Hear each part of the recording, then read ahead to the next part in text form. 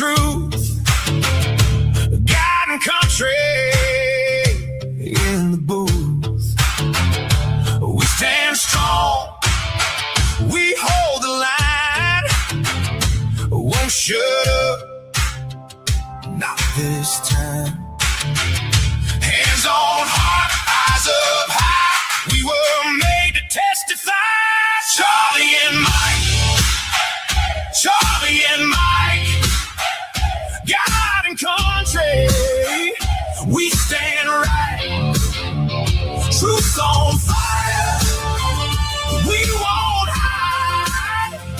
USA, USA, side by side. Let them hear us, clear and loud. One small voice can move a crowd.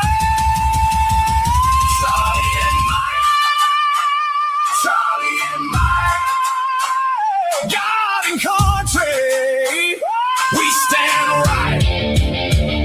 Truth on fire, we won't hide. USA, USA, side by side.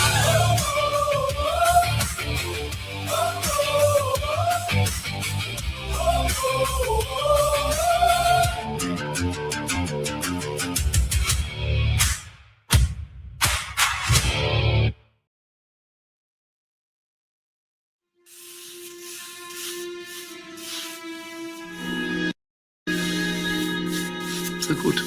Sehr gut. I'm a time traveler from the year 2025, and I've come here to kill you, Hitler. Oh, not again. I'm never gonna have enough time to finish these paintings with all of these time travelers trying to kill me. Well, I'm going to succeed. Before you pull the trigger, can I just ask why? Why do all of you people want to kill me? Isn't it obvious?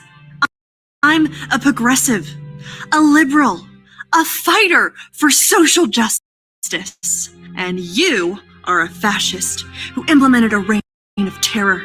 And while the effects of your policies devastated the world for decades, soon we will be able to take back the White House, and we will be able to use the government to force people to follow our great ideas. You want to use government power to force your ideas on the populace. Me too! That's fantastic! What? No. Ugh. You and I have nothing in common. What I'm saying is there are people in our time with dangerous ideas, and we need to silence them. Silencing those who disagree with you. I do that too! Oh, wunderbar! Oh, the Nazi movement will not die with me. Don't give me that! I'm enlightened, and you're as bad as... well, as Hitler. Listen, what I'm trying to say is we are very close to implementing a utopia, as long as we can get rid of some certain undesirable people groups. Yes, like the Jews. Yes, like the Jews. Oh. So in the future, Oh. you also do not like the Jews? Well, no. But we don't believe in segregating all the races like you do. I mean, except for like graduation ceremonies. And dorms. And hiring practices. Oh, and admissions policies. That sort of thing. I too am a fan of the segregation. I'm sorry, I have to ask, is this a real firearm or is this some kind of toy for kinder? It's a flare gun. I'm trying not to support America's toxic gun culture. I'm a firm believer in gun control. Gun control!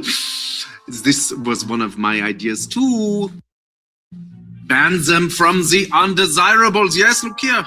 Oh, and your shirt. This is an organization founded by Margaret Sanger. Yes? Wait, you know about Margaret Sanger? Jawohl, of course. Oh, she's such a lovely person. No. She's a fighter for reproductive rights, for women's empowerment, And the eradication of undesirable populations by means of eugenics. Brilliant lady, very inspiring. I must use some of her ideas in our socialized healthcare system. Socialized healthcare? That's not your thing. That's our thing. Oh no, it's very much my thing. Did you know that Nazi means National Socialist German Workers' Party? Nazi is just more catchy. Nazi, Nazi, Nazi, Nazi, Nazi. Just rolls off the tongue. No. This can't be true. This has to be some sort of mistake.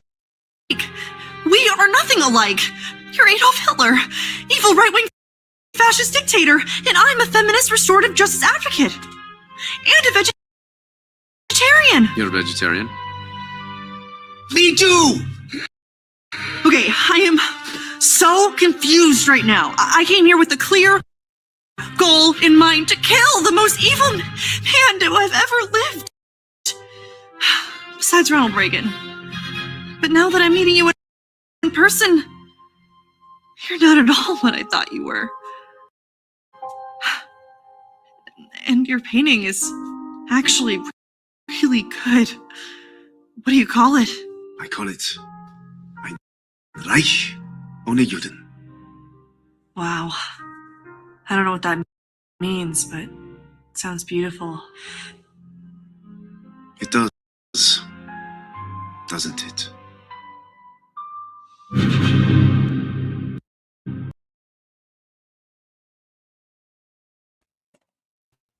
And it ends an empire without Jews. That is brilliant. Where did you find that? That is beautiful. That's Babylon Bee. The Babylon Bee. So holy cow, that was so well done. On my end, it kept freezing up and spinning, but that just could be my.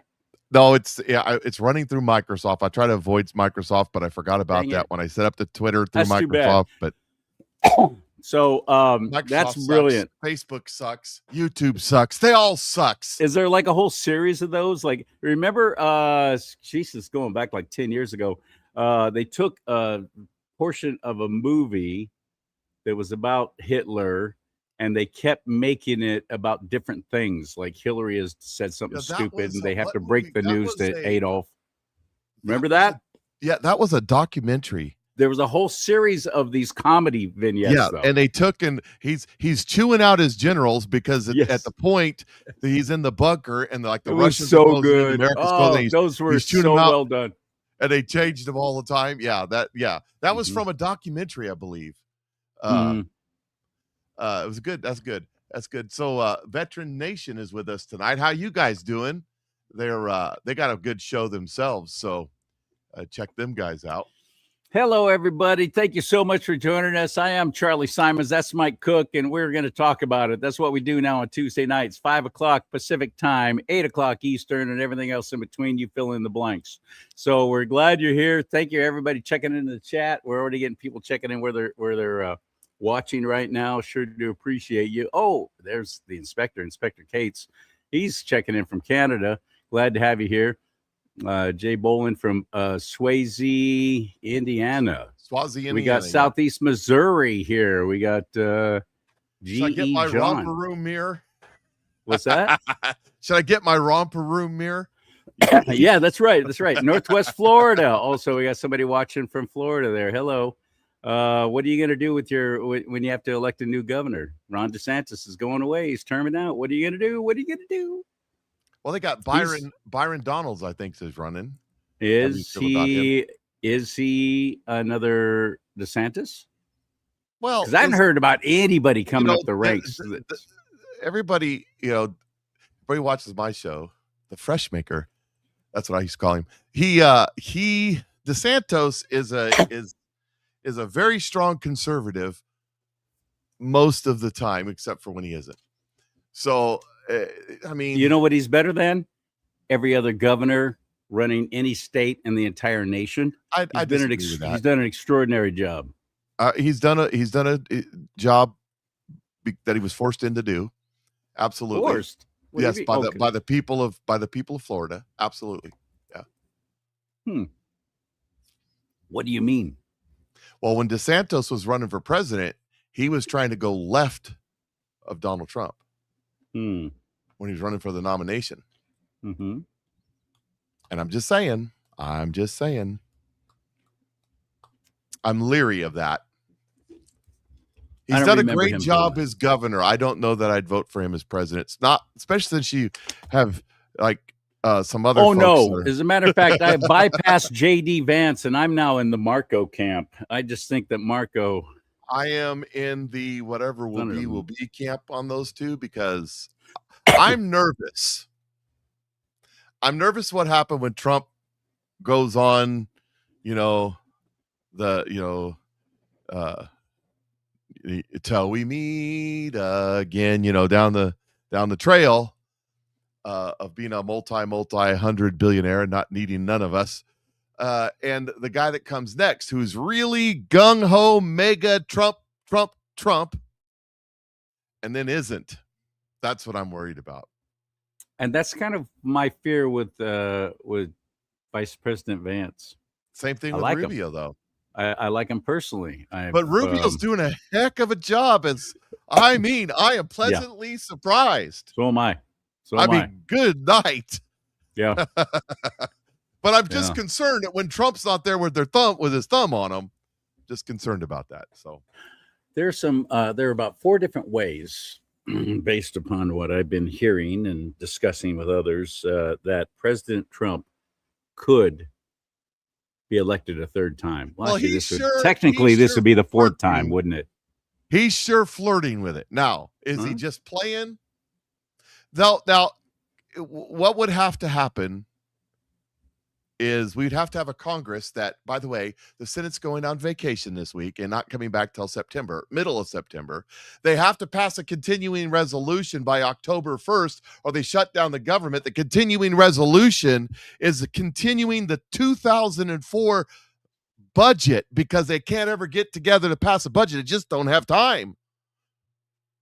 And so we haven't had a budget of 2004, which is constitutionally mandated that every year by October 1st you have a budget. So they pass these continuous resolutions, and I just went off the screen there. Oh, what happened? I fizzed away for a second. I might be having glitchiness. Anyways, you got, one of your ridiculous storms out there in Missouri with your bowling ball sized hail. No, we don't get bowling ball size hail. Golf ball size hail here. Okay, that's down in Oklahoma in Texas and that area where they get that stuff. Oklahoma. Sounds like a skin cancer. I got the Oklahoma. That's seriously, when I lived in Lancaster, California, on the corner, if you guys know, I'm just gonna let you know. I'm not there now. In fact, the house is like slumlord. When I lived on the corner of Andale and Kettering, 4 houses down from me was one of my good friends. And when we were little, he was always going to go to Oklahoma to see his grandpa. So going to Oklahoma, that's where I get it from. That's why I say it that way. So the girl from Oklahoma.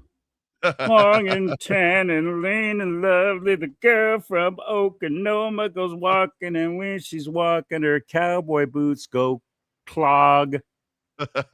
I'm looking for John Toon's phone number. That's why I'm looking down. John Toon's phone number. Yeah, I had a John Toon's phone number. My president told me to call him and I had a demand that he passes the Save America Act, and now I'm not finding it. Dag nabbit. Glenn Beck had a deal on that. He did. Yes, where he actually called him on the air. I thought we could actually call it. Yeah, I was going to call him on the air.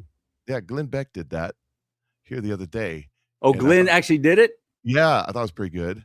I'm sure he was probably all respectful. I won't be any of that. I'm going to be like, dude, what the hell? What is wrong with you? Get this done. We got to understand the people that own him. By the way, did you see that whole bunch of mainstream media people are now taking, it's proven they've taken money from China? Did you see that? That came out. Yes. Well, guess what? it's no surprise to me. I've been saying this for so long. These people are paid. I'm not quite sure who's paying them, but trust me, I've been in the media my entire life. I've worked in major markets. I've worked for 2 major networks, ABC and CBS. I know these clowns. They're dirty. They're very dirty. Whoever, all you got to do is buy them lunch, for heaven's sake, as proven by Dr. frickin' Fauci going to lunch with Jake Tapper from CNN more than once, having dinner at his home, Tapper's home. Fauci's having dinner with Tapper. Tapper, just say nice things about me because I want the world to love me. They're bestie friends. I'm looking to see if I can find that video. I can't remember. How about that? I hate the media. I swear I've never hated my own business more in my entire life than I do now. I'm so sick of all of them. Well, guess what? I'm not finding John Toon's phone number now, and that makes me mad at myself. I wish I was more organized, dagnabbit. Well. Well. I have a good friend. He's a preacher, a black guy, preacher in the inner city, Kansas City. That's what he says when things like that. He says, well. I've heard black preachers do that. Not just black preachers, just Southern preachers. When you say J.C. Watts and you talk about J.C. Watts and the race bait and poverty pimps, and then Jesse Jackson and Al Sharpton goes, you're talking bad about us, and he says, I wasn't talking about you at all, but if the shoe fits, that's when he would say, well. I'm not finding the Glenn Beck one either, so I've heard it. That sucks. I had John Toon's phone number saved and everything. That's okay. It's okay. We get the point. You can find it. I want to call him. I want to call him. Let's look it up. What would you look it up? How would you find that? I don't know, but while you're doing that, since we had the Adolf Hitler thing on, I've got this little that the famous Jew hater Tucker Carlson got on with the amateur Jew hater Sean Ryan show, and they commiserated. And I've got the video of the backroom conversation before they actually went live on the air, and here it is right here. Really? Is this legit? Why you? I oughta. It's impersonated. All right, I got you. Celebrity impersonated. Here we go. So what I'd like to know, what I'd really like to know is what's been going on with you lately? What have you been experiencing? He's doing that's a good impression. Recently, I've been battling some dark forces internally. Well, because those things are real. Those things are real, and I've experienced them personally. I have experienced Somebody saying, look in the chat. He sounds just like him. For your number. Right. I don't know if there's anything you can do to stop it. But what kind of dark forces are you holding inside? What do you mean by that? It's just... There it is. Keep coming. What the what? See, Tucker, it keeps happening. And see that? Whew. That's bad. That's like really bad. Holy shit. Do you do that little giggle? Or Israel? I know it is, right? Yeah, it's not faith anymore. It's fact. Yes. I mean, I've experienced the same thing, by the way. Really? It was from a demon, from sitting around eating hummus. Holy shit. Mine sound like me. I was there in Israel very briefly, by the way, because they detained me, and I interviewed Mike Huckabee, who was disgusting. Yeah. But ever since I came back, it was nothing. There it is. And it's been happening ever since. Oh, it's constant, Tucker. I'm not out of it yet. And when demons attack you, which they do, by the way, they do. They leave. Are you serious? And even in my pants, there were claw marks. And I've contacted 3 different exorcists and my priest, and they all said the same thing to me. You don't need an exorcism. You need a gastro. Right. And the first person I looked up, you know what his name was? Dr. Marty Rosenfeld. Go figure. Of course. You mean to tell me that this Dr. Marty Rosenfeld, who's going to be responsible for getting out the demonic forces inside me, is likely working for Israel? I just realized everything is a lie. Yeah, everything is a lie. I'm so sorry. I don't even know if my name is Sean. And I spoke to all these former patients who go to this doctor. They all said the same thing. He's working for Israel. not us. I totally agree. So, I mean, I'm still dealing with it. Can anyone on earth find me a Christian doctor? It's sad. It's painful. You hate it. Yeah, it smells like holy shit. Oh. I need to poop. Me too. Too late.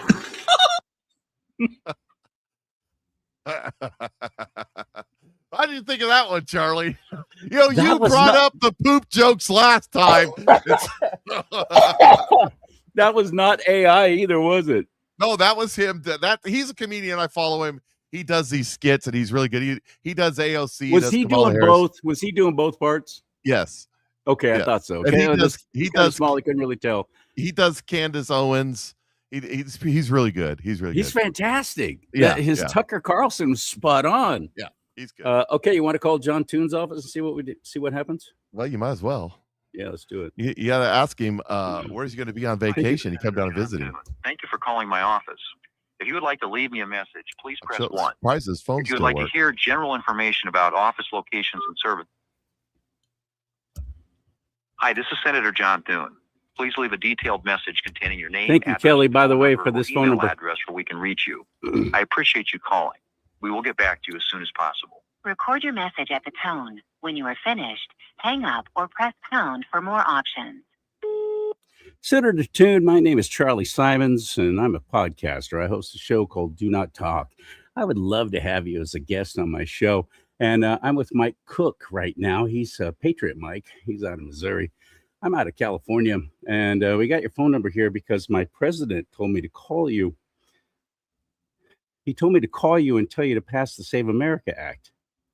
Well, we've been talking about that for a while now, Mike and I.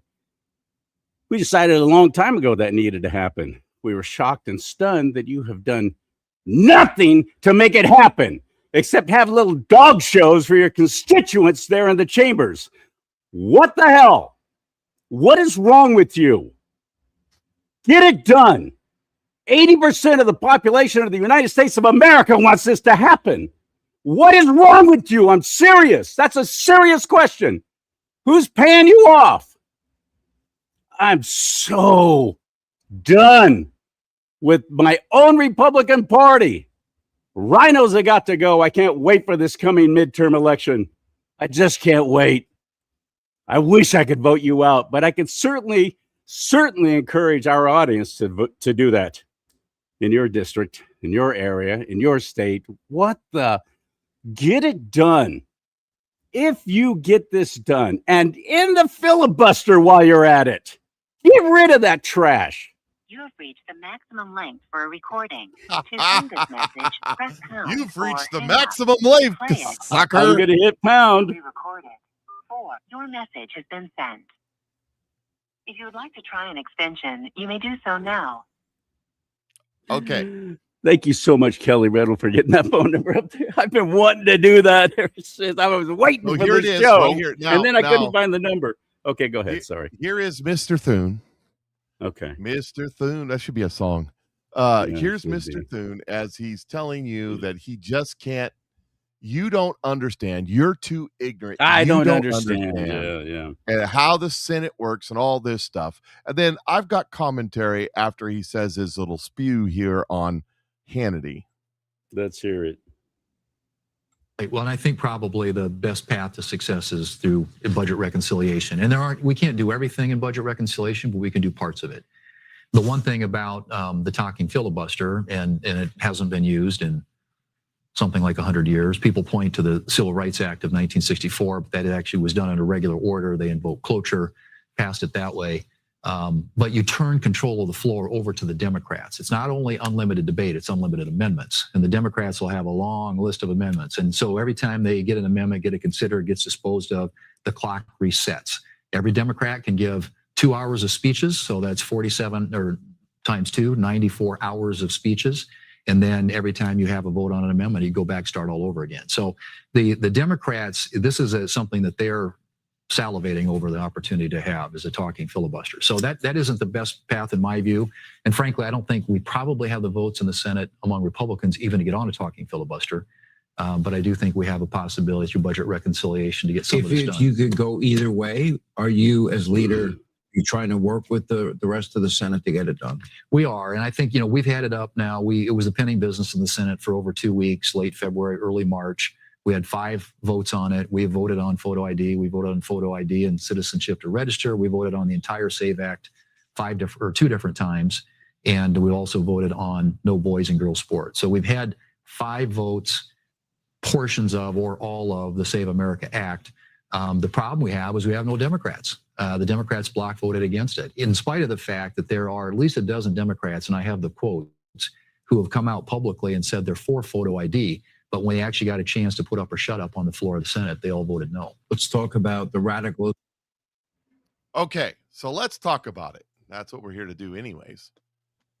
What he just said there was, oh, we just can't do anything. The rules are the rules, and we have to follow the rules because the rules are rules. Oh, we're trying to do the best we can for them. If you guys just give us more money and vote harder, we'll get it next time. Right? We will, we promise. Yeah. We'll get them next time. I'm sick of hearing that from the Republicans. I know. And so what he's saying, though, is, well, we can't get rid of the filibuster because it's the rules. And we can't get rid of the 60 vote because it's the rules. And we got to go through these parliamentary procedures because it's the rules. And we got to get some Democrats to go with us, even though there's greater than 50 of us, which we wouldn't need any Democrats, but for the rules. Now, we act like these rules are set in stone, written down by George Washington and Abraham Lincoln themselves, And when who in made the reality, Who made the rules? the Constitution is very clear. No, The not those rules. Who made the these rules are, in the these Senate? are the rules. These are the rules that the Constitution says the Senate operates under. Okay. The Senate shall make their rules. There it is. That's They make it. the rules. Exactly. Now, They let me make their tell you own something. rules. Do you remember? Some of you probably aren't old enough. This was many, many years ago, back when they wore wigs and all this stuff.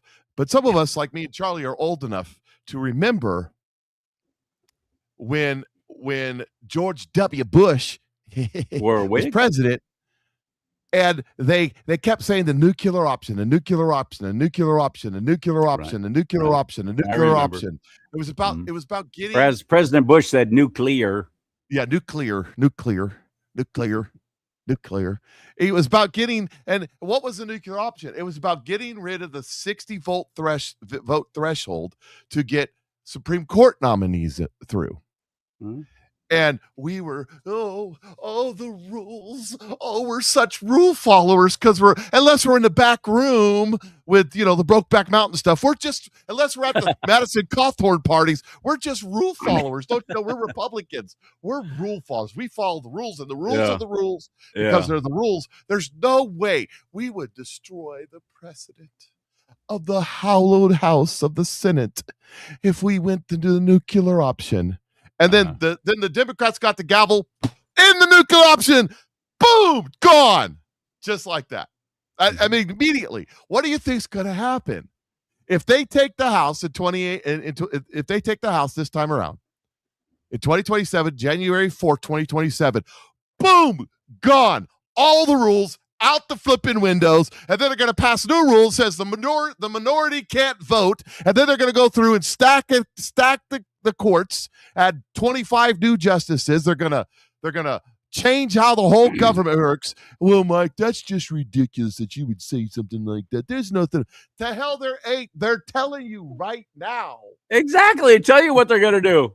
I mean, straight up. Somebody tells you who they are and what they're gonna do. Believe them. I got the video. Rahm Emanuel. By the way, AOC will win the most delegates through the process, through the what do they call it? You're talking about primary. For president in 2028? Yes. Okay. There's a prophetic word that a dark horse will come from somewhere. Kamala Harris? Will come out of not that kind of dark horse. That a dark horse will come out during the presidential election. Okay, so let's listen to this. Here is Rahm Emanuel as CNN asked him. I know what his name is, doggone it. Ram, as in goat. As in a poorly constructed pickup truck. Yes. Here we go. Although I've got a 1987 Dodge Ram short bed That's a V8. Dodge. That's not the Ram I'm talking about now. The one's made in Italy. It's not Here we even an go. American company anymore. Here we go. This is what the president is trying to focus in on when he says things like what he just said about communism. Mm-hmm. Let's watch that clip, and I want to hear what you have to say about it on the other side. Abolish the Senate. True. Okay. Replace the presidency and Supreme Court as we now know them. Yeah. Yep. Abolish want. ICE. Absolutely. Abolish borders and give amnesty to anyone currently in the U.S. illegally.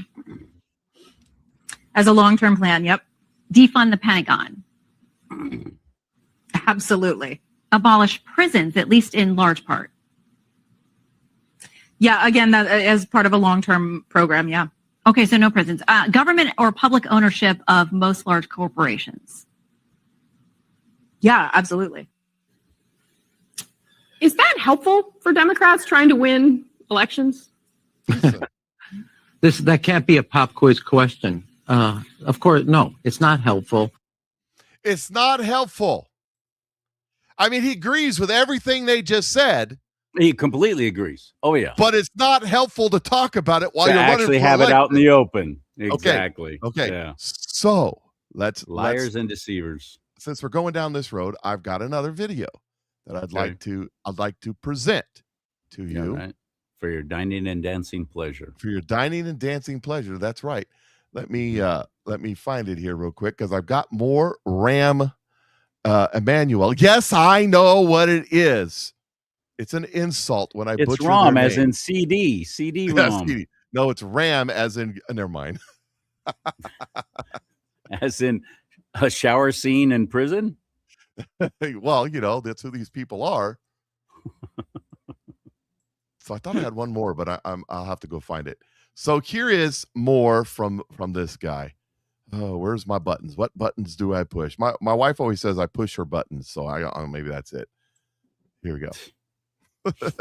Universal name ID among Democratic primary voters, highly engaged Democrats, certainly. But the critics say, this guy is not moving in the polls, even though everybody knows who he is. He wants to run for president. This is a media deal more than anything else, and you guys give him way too much attention. Why the hell am I here talking to you? I don't know. Maybe you wanted the pizza. Besides that. Okay. Should avoid pizza conversations. Jonathan. I get that. Or exactly where I wouldn't want to be the front runner right now. Yeah. For 28. Yeah. Not a chance. Why? Because it's a kiss of death. Ask every front runner. George W. Bush, he did okay. He was not the front runner. He was tied in that point. Him and McCain. That's not true. When he launched the candidacy? Okay. That's just not true. And my father wasn't president. My father was a pediatrician. My mother was a nurse. So you're here because I have at least started to put out, actually, I would say, more ideas about the future and how to solve real problems. But you're nothing if not blunt. Real talk. Isn't this just a long project to ensure that you don't get sent 12 time zones away and that you get one last important job for the next Democratic president? No. You don't go through this brain damage and all the things that you're going to ask of your sacrifice of your family if you're not running for president of the United States. So you are. I haven't decided yet. And when but you wouldn't do all this if you didn't want to. Yeah, but that's not. You didn't come all the way here to have pizza to have by that. You know it. Amy and I will make a decision. I'm thinking really hard about it. About a year ago, I wasn't thinking about it when I got off the plane from Japan. People talk to me, and as I go around the country, the real question is, do you have what ails America? Right. And I'll answer that. And I guarantee he has it. Make a decision basically right after the midterms, one way or another. Yeah. Yeah. It's not that hard. Right. From there, but that's the time frame. But you don't take these decisions lightly. When I ran for Congress, I didn't take it. When I ran for mayor, when I took the job as President Obama's chief of staff. The one thing you also know, John, but while I care about ideas, one, every time my name's been on the ballot, I've won. And every time I've worked on a national race, whether helping making Nancy Pelosi speaker or Bill Clinton and Barack Obama president, I have won. And it's time the Democrats win. Subscribe on YouTube or wherever you get your podcast. Oh, shut up. Oops, why did you go? I hit the wrong button. I made you go away. That sucked. So some would say that's a blessing.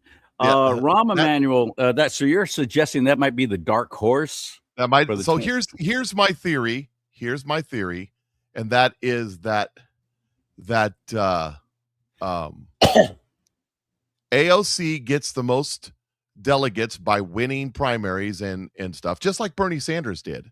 Yep. And it gets down to the end. You see, you can win all of the primaries and still lose the election for Democrat nominee because of the super delegates. That's what Hillary did. That's how she beat Bernie. And it's the same thing. And all of a sudden, the super delegates all go for Rahm Emanuel. And there you have it. And he is, as DSA, Democratic Socialists of America, as AOC is, he's just smart enough politically to keep his mouth shut. Right. Now, here is, he's from the Hillary Clinton camp. You say whatever you need to say to get elected. Let me tell you this, too.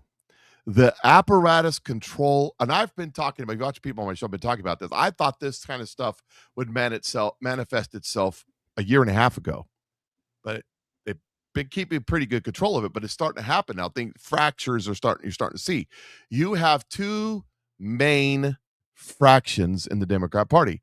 You have the Nancy Pelosi, Chuck E. Schumer, Hillary Clinton, Barack Hussein Obama. Okay. Old school. But you got the Barack Hussein Obama. That's a fracture too. The younger, hipper. And so the old socialist Democrats who try to hide their socialism, and then there's a whole fracture there too. But they're all socialists. You got the DSA, the communists, the Bernie Sanders, Elizabeth Warren. They're next level. Maxine Waters can go either way on that, and that's not a discussion we need to have. The AOCs, the squad, Rashid Tlaib, and all that, and then all these crazy Democrat Socialists of America types. Well, if they win, if Bernie Sanders' wing of the party wins, then the control of the power and the money of the DNC, but they're broke, so that doesn't matter, goes from the people that have controlled it my entire life to these new upstarts who are totally nut job, and they know it. You know it. I know it. American people know it.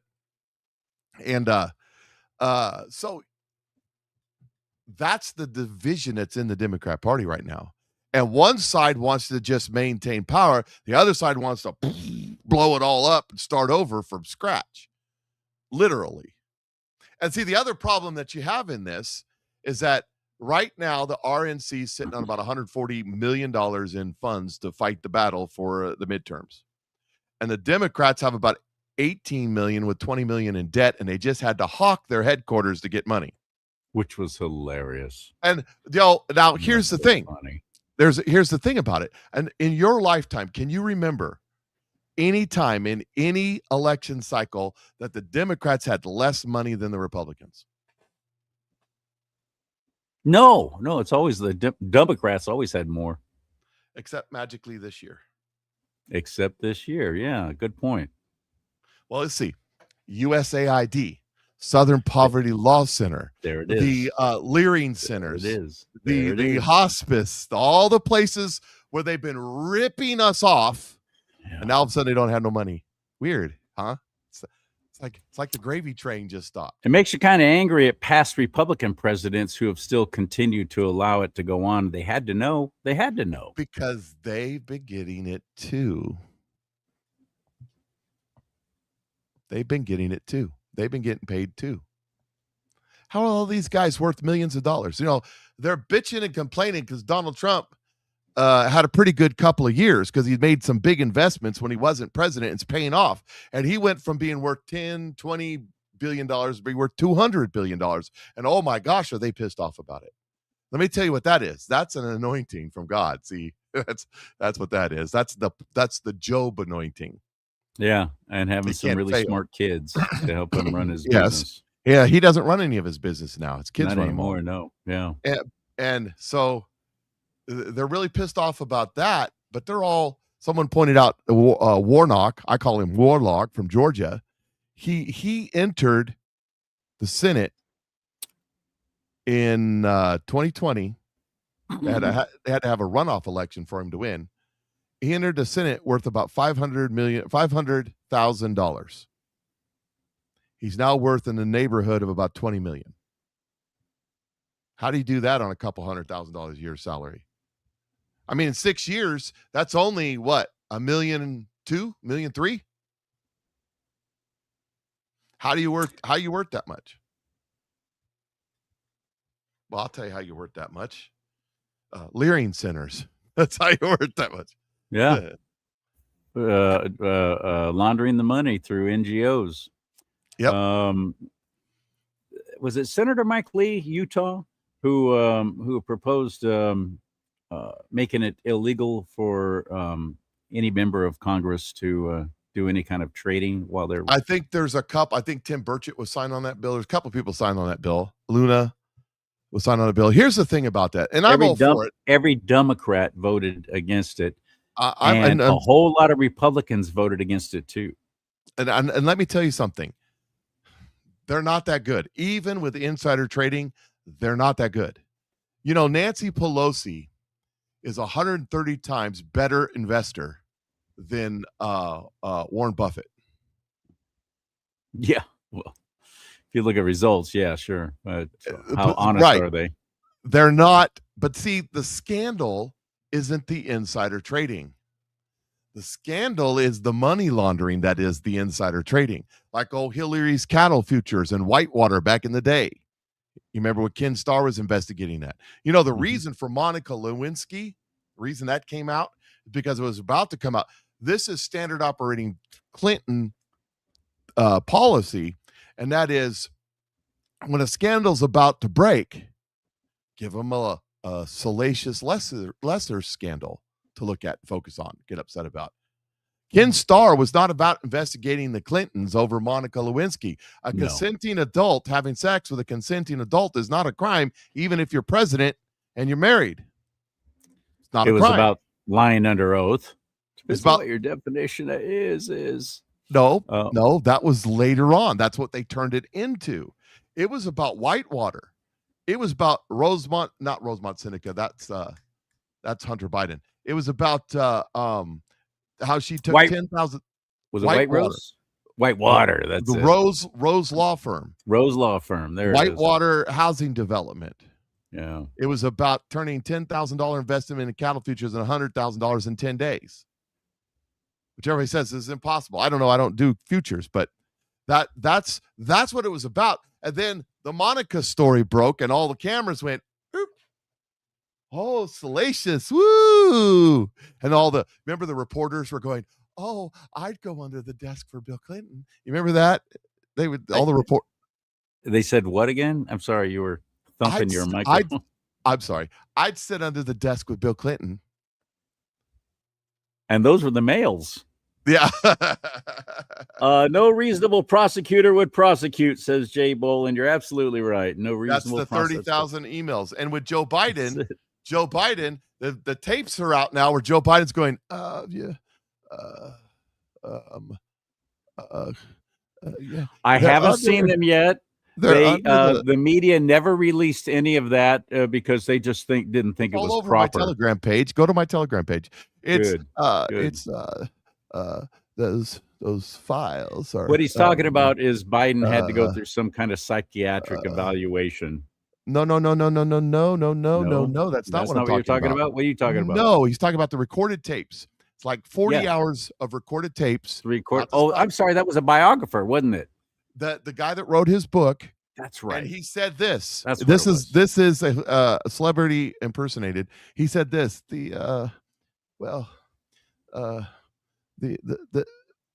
Those files, which are probably classified, are behind my Corvette in the basement garage.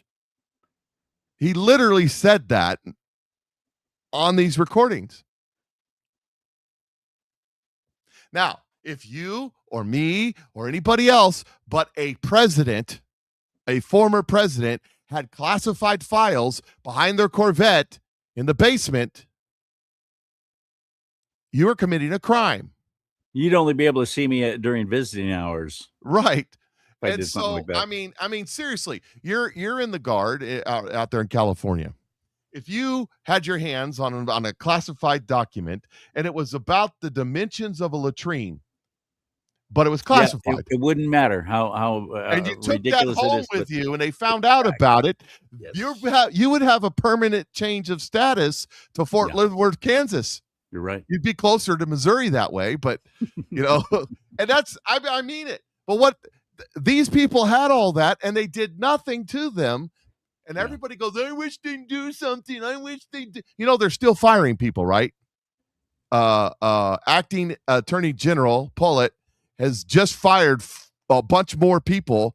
These are the people. I know. These are the people that didn't prosecute all the people you wanted prosecuted.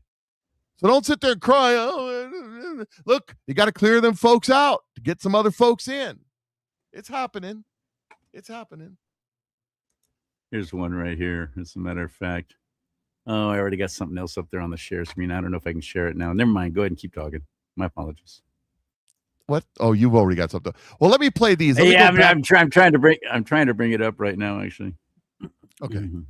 Okay. Can you do it? Drum roll. Somebody please. else who got fired. Yes, I can bring it up. There it is. And 3, 2, Here 1. it is. Okay, 3, 2, 1. 3, 2, 1 all over again. Oh, shoot. That's the wrong thing completely, isn't it? That's your shopping cart. Don't look at that. Don't look at that. Aren't computers wonderful? They're great. I love computers. Well, while you're figuring out, have you got it? Okay. Have you got it? I will, yeah. I will. While you're doing that, let me go back to the AOC thing, okay? Okay. Let me go back. I'll run this one. We'll go back to the AOC and you can figure that out. Okay, here we go. I got it. I got to figure it out. Okay. This is one of the leader. He's the leading Democrat talk show host out there. Notice his mouse suit, everything. He is a Democratic Socialist of America, proud communist. Now, listen to there's a question about who's going to run for president. Okay. Had to pick between two for 2028, a Democrat. Who would you pick between Gavin Newsom and Rahm Emanuel? Oh God. Oh, shoot me. Oh, I have no idea. You have to pick one. That's the game. You know what's crazy? Rahm Emanuel is better on foreign policy than Gavin Newsom. He's been criticizing Israel recently. You buy that? Yeah, I mean, I don't buy it. Oh shoot! I hit my doggone mouse. Sorry about that. Mouse abuser. Boy, I totally sniffed that one. Here you go. We'll watch this one. This is the WNBA All-Star Game.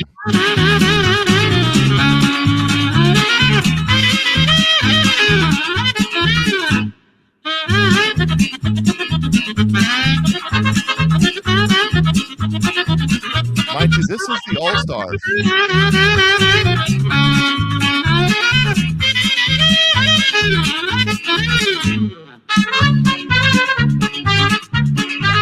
Haven't been a basketball yet. A basket yet.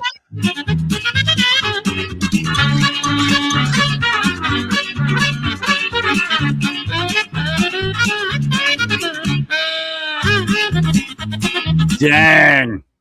Ah. Ah. Ah.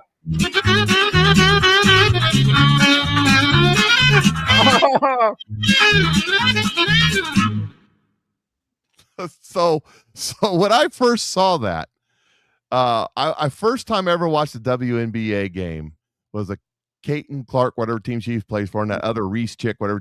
And they played. I watched the third quarter of a game, and there was no points scored. It looked exactly like that. So afterwards, I went to my daughter and said, I have to apologize to your basketball team, which went 0-9 for the season, and because they could all be WNBA stars. I mean, it's that bad. All right, I'm sorry I somehow flipped over that. I don't know how I did that, but I enjoyed it. I'm glad you put it up there. Yeah. So I'm Team Sophie too. Sophie Cunningham. Awesome. Oh, absolutely. Sophie Cunningham is the best. Awesome. I'm waiting for John Tuna to call Charlie back. That's what Aaron says. Me too. I wish I could have left my phone number. It kept me off. Okay, here we go. Talking about people who've been fired. Is that showing up? There you go. No, it isn't. There it is. Navy. This is. I love this. This is what's happening. Navy confirms Brandon Newsom no longer employed after undercover Trump video. Brandon Newsom? Yeah, former head of business operations for the Department of the Navy is no longer employed by the department. Oh, that's the one release. that James O'Keefe caught. Went on a gay Sam. date. Yes. These people, I don't know why they haven't figured out James O'Keefe yet. They go on these gay dates, or James O'Keefe's, if they swing the other way, gets a real pretty girl. If I'm sitting at a hotel bar because I'm out on business, I'm out at a Patriot rally or something, and I'm sitting, I won't be drinking, but say I'm drinking a soda pop and eating some chips, and this 12 and a half comes walking up to me and starts getting all frisky with me, wanting to go on a date and all this stuff. You're going to automatically know something's not right here. That's right. I am not all that. You know, My my wife is a 10, but she had a very sore lapse of judgment there for a year or so when I was doing I'm a heck of a salesperson. I mean, I'm really good. But anyway, the announcement came Sunday from Acting Secretary of the Navy, Hung Cao. Yes. Hung Chow is actually he's actually fantastic. Fantastic. Good. They're accusing him of being a white supremacist. Are they really? Yes, and he's totally Oriental. I don't know which part of the the fact I just know that the Navy has a reputation with all Mike and I are both Army, and it's just kind of known in the military. You go one way. There's a reason why the Village People made a song about the Navy, about the U.S. Navy. Yep. The hidden camera video. So anyone who's actually Navy watching right now, I'd like to. Before you go on, let me tell you what his response was to be calling the white supremacist. He said, Make sure you cut slits in the hood instead of circles because I see better with slits. He said that? Yes. Okay, that guy's a stud. All right. That guy's a stud then. Hung Cao. I'm gonna watch Hung. The hidden camera video was published online. This is July 22nd, just recently. Right-wing activists, of course, the media calls them that. Mainstream. This is Microsoft, their news service. Right-wing activist James O'Keefe. In the recording, Newsom is heard describing Trump as a textbook narcissist and expressing his intent to undo whatever's been done. This is what bothers me the most. This is that deep state. And we're seeing this everywhere. Peter Strzok, stroke, smirk, as my hero Rush Limbaugh used to call him in the FBI. Fine example. Yeah, the lovebird. This idiot Newsom, which isn't that great? Anybody named Newsom now is going to be forever. By the way, I guess his mistress is spilling the beans. Peter Strzok's? No, Gavin Newsom's. Oh, Gavin Newsom's mistress. Oh, his best friend's wife who he cheated with. Yeah, when he was mayor of San Francisco. Anyway, expressing his intent Jesse's girl to undo whatever's been done by the Trump administration within the Pentagon. This idiot thought that he could just Mr. Department of the Navy, head of business operations.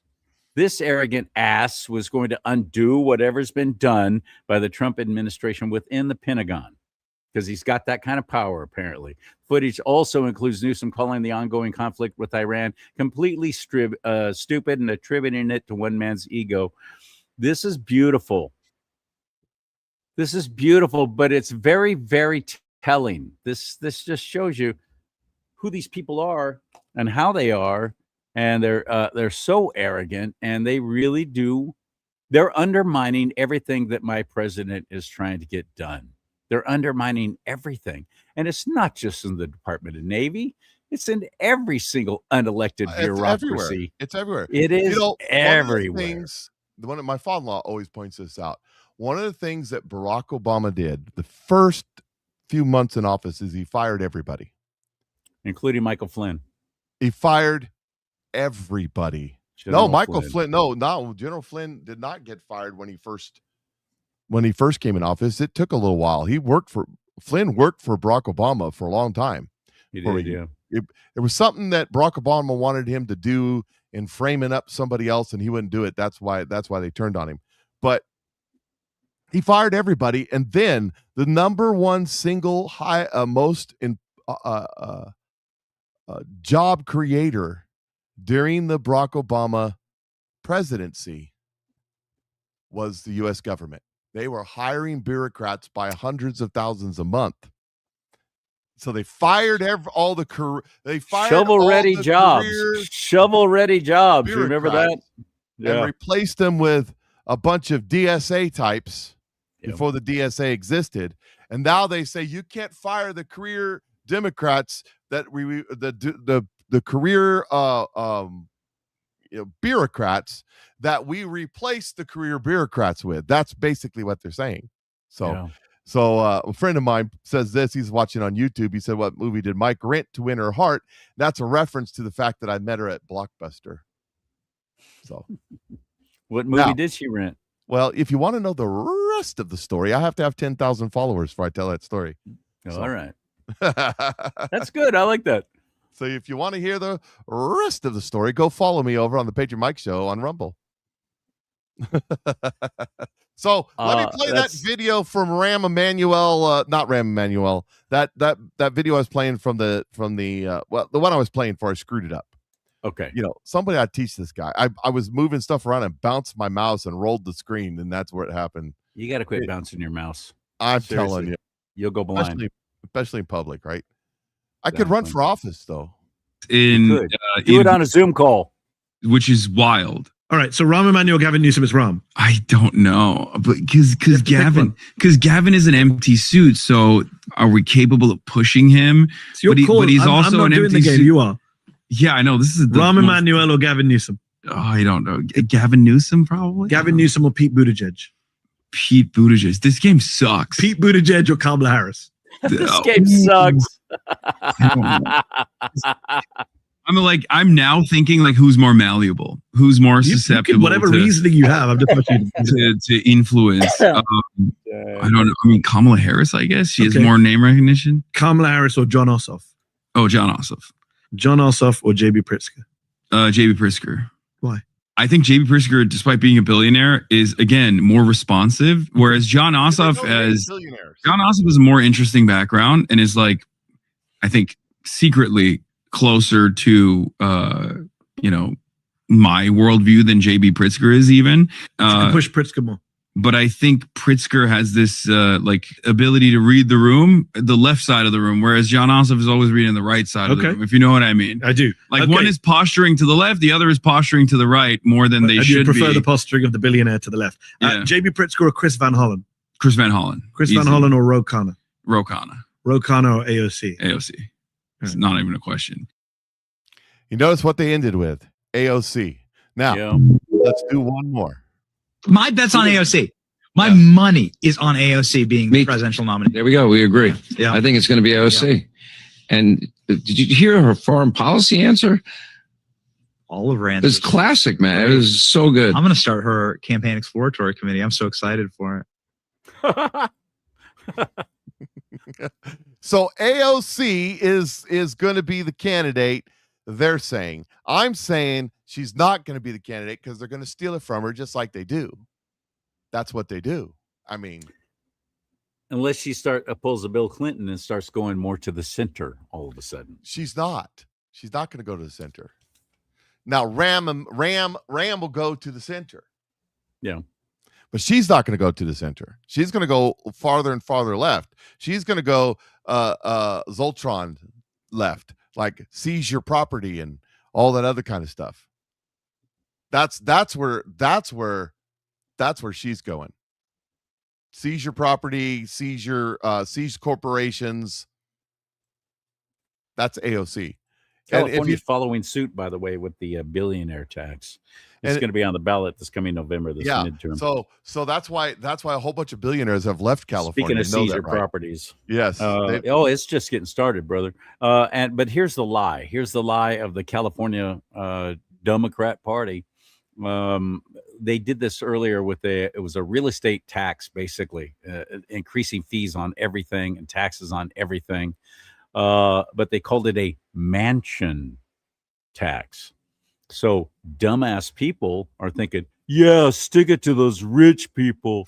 So I what's hate the level? rich What's people. the number? What's the They number that called is it a the mansion? million. They called it the mansion tax, And what's the number that's a mansion? and it passed. And it was not just about mansions. It was not No, just it about wasn't. wealthy people. It was Well, you gotta business, real understand. estate. It was everything. To the DSA, to the commies, anyone who gets a W-2 or a 1099 is rich. Oh, sure. Yeah, good point. And now here in California, the billionaires taxes they're calling it. It started out as a millionaires tax when they first started talking about it, but gosh, there's so many millionaires, and that's gonna drive away our Silicon Valley boyfriends. So we better make it billionaire. Yeah, let's sock it to the billionaires. That's exactly what Bernie did. But there's so much more to it than that. It's not just about billionaires. Everybody's going to get hit with tax. Everybody. It's a 34-page proposal, 34 pages that nobody has read for the most part. Yeah, that's the way to It's do it. everything and everybody, and they're increasing taxes on all of us. And You know, they're calling Bernie it a did the same billionaire thing. tax, and there will be enough dumbass people in California who will go, yeah, stick it to those billionaires. I'm voting yes. Yeah. You know, Bernie Sanders used to go around going, "You got to tax the millionaires and the billionaires," and then that something happened, and he got paid off by the Clinton campaign. Suddenly bought a couple houses in the Hamptons and a Ferrari, and then it was all of a sudden we got to tax the billionaires and the oligarchies. And every good communist needs a house in the Hamptons and a Ferrari. And by the way, I learned something about rich people. When I say rich people, I mean like what's his name? What was his name? Thornton? What was his name on Gilligan's Island? The rich guy in Gilligan's Island. I mean rich Mr. people. Howell the Third. Thurston Howell the Third. Thurston. That's it. That's what I was looking for. Forget Thurston. It's been a while. And but anyways, I'm talking and that Lovey. kind of rich. And Lovey. I love you. Loving Lovey. And so they practice you see, the rich don't pay their fair and shack. You know why Bernie Sanders has multiple houses in the Hamptons? You know why? He can't live in them at the same time, right? Because Cutter gave it to them? No. Well, I mean, maybe, but here's the reason why rich people have big houses. So I was talking to a friend of mine. My friend has a custom cabinet shop that does only high-end cabinets, like the house he's working on, Lake of the Ozarks, is a 21,000 square foot house. 21,000. Yes, 21,000 square foot house. He's working on the kitchen. The budget on the itself kitchen is 18,000 feet. Is more than $1 million is the budget for the kitchen. And he says the conversation that we're having is you're running out of space and money for the things you want to put in this kitchen. 21,000 square foot. Yeah. And the people that are building this house are running out of space and money for the things they want to put into this kitchen. It's just not feasible with all the things that they want.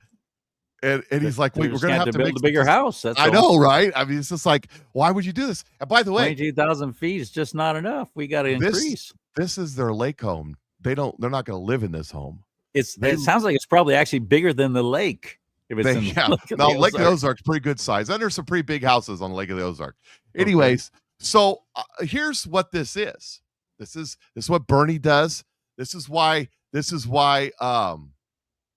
what's her name? Letitia St. James. This is why she has multiple houses all over the place. She does too, huh? Wow. Yeah.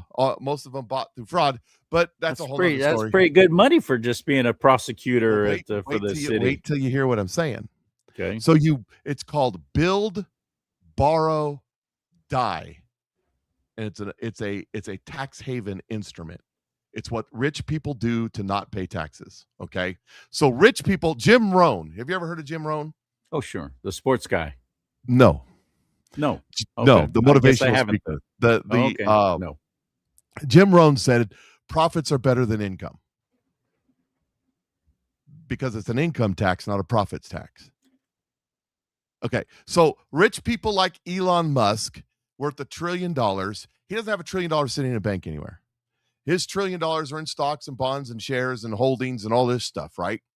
And it's all in levels of trusts and LLCs and X corporations, and it's all kinds of different levels that this thing is stored in. And he's got, accountants and lawyers and stuff figuring all that out. So let's say he's building this 21,000 square foot house down at the Lake of the Ozarks, and he wants, say the house is worth $30 million. Okay. I think I know where you're going. And so what they do is they build the house within the trust. See, we po folk don't even think this way. Right. They build the house within the trust, right? So the house is now built. Then he borrows money on the asset, the house, $30 million. So he borrows $25 million on the house. And then he pulls that $25 million out of the trust and puts it in his bank account. And you see it's not taxed because it's not income. It's a loan. And they just keep on keeping on. More property, more assets, more things, borrow more money. And all that cash flow that they have from borrowing money isn't taxed because it's a loan. And see, now let's do the flip side of that, okay? And what is it? Not the principal, but the interest is probably a write-off, isn't it? That's what I was just going to get at. So let's flip that. Then there's that. They use it for business property, like they rent it out to an Airbnb, or they have vacays in it with their business partners, or whatever the case is. It's under the umbrella of the corporations and the trusts and all this other stuff. So because it's that, you can now rent it back to yourself. Like I used to, MPS Motors, the property was owned by Mike Cook Property Management LLC. MPS Motors LLC rented for $2,000 a month the property, and then my accountant would write off in depreciation the $2,000. That was $2,000 into my pocket, and I didn't pay taxes on that. And it's a legal maneuver. This is the way it works. So they could do the same thing too. They're doing the same thing too. They're rolling that the other way. So they're making money this way and they're making money that way, and all that money is completely untaxable.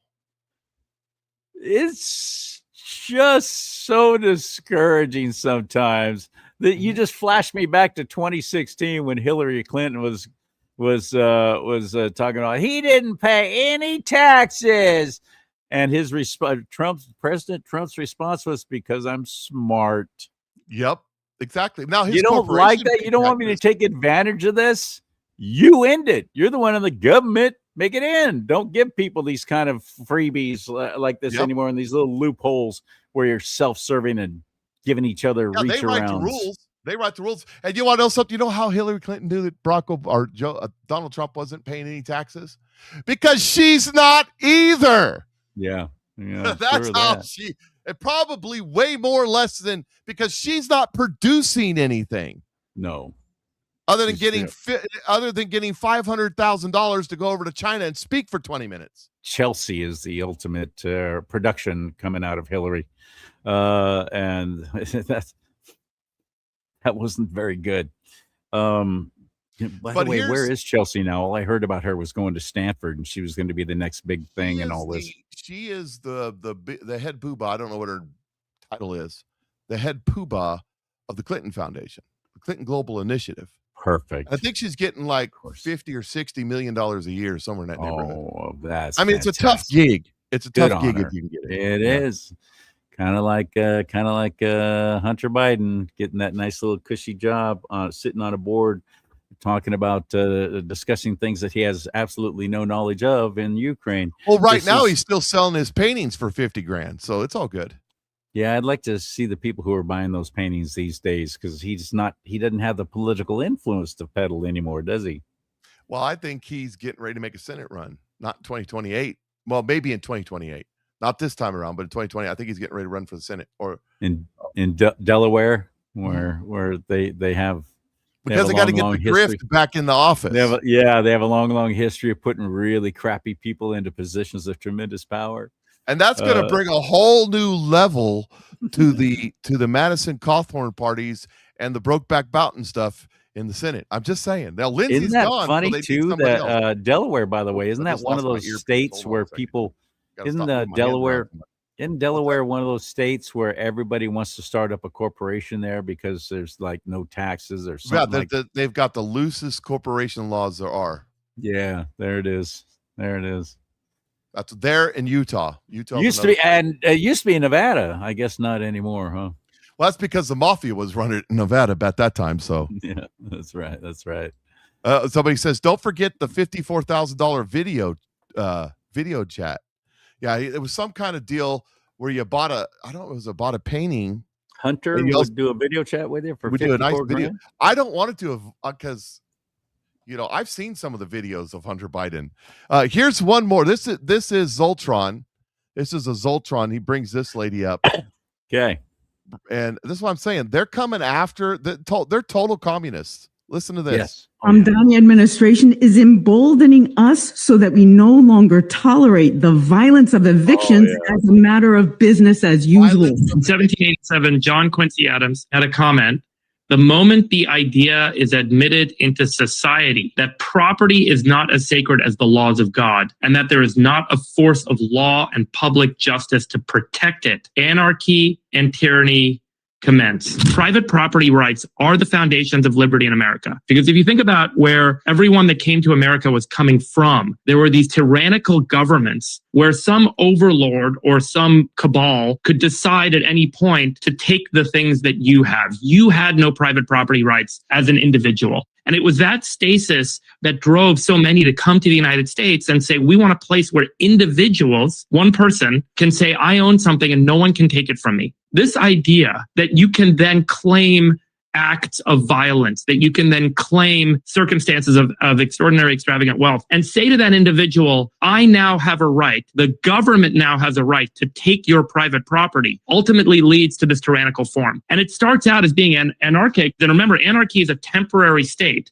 It's always in between one state and another. All anarchies end up in tyranny. So anarchy and tyranny are one and the same. And fundamentally, what's going on with these socialist principles is that we are taking your private property and you no longer have rights on your private property. We now will have the rights to come in and take your property and control it and take it from you. And it always starts with this framing of moralistic intent. We are good. You are bad for the following reasons. You have committed violence against the people that live in your building. So the first framing is that the private property owner is evil and that the private property owner has committed an act of injustice against those who don't have the private property. And that is the justification for taking away their private property rights. And it is the beginning of this transition towards a tyrannical system, which will ultimately be what I call this kind of great American Politburo or whatever socialist framework gets set up by the cabal of the socialists and what they're trying to put together. So all of these little acts, while seeming ridiculous and insane and inappropriate, in aggregate are the same thing. They're a transition away from private property rights, which is the foundation of the United States of America. That's why I think we should all be so shocked. And to John Quincy Adams' point, we need to vehemently defend those rights.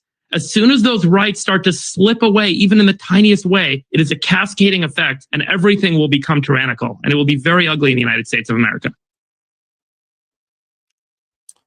Yeah, they're either they really truly despise us so much that they do want the whole US of A to collapse in an astounding death heap, or they have not put any second of thought into what would really happen if all that they wish, that one idiot you played earlier about the defunding this and closing down all prisons and opening up all borders and no more Pentagon, they've put no critical thought into what would actually happen, the anarchy, the total breakdown, the Walking Dead scenario that would usher in this country and what it would do to the rest of the world as well.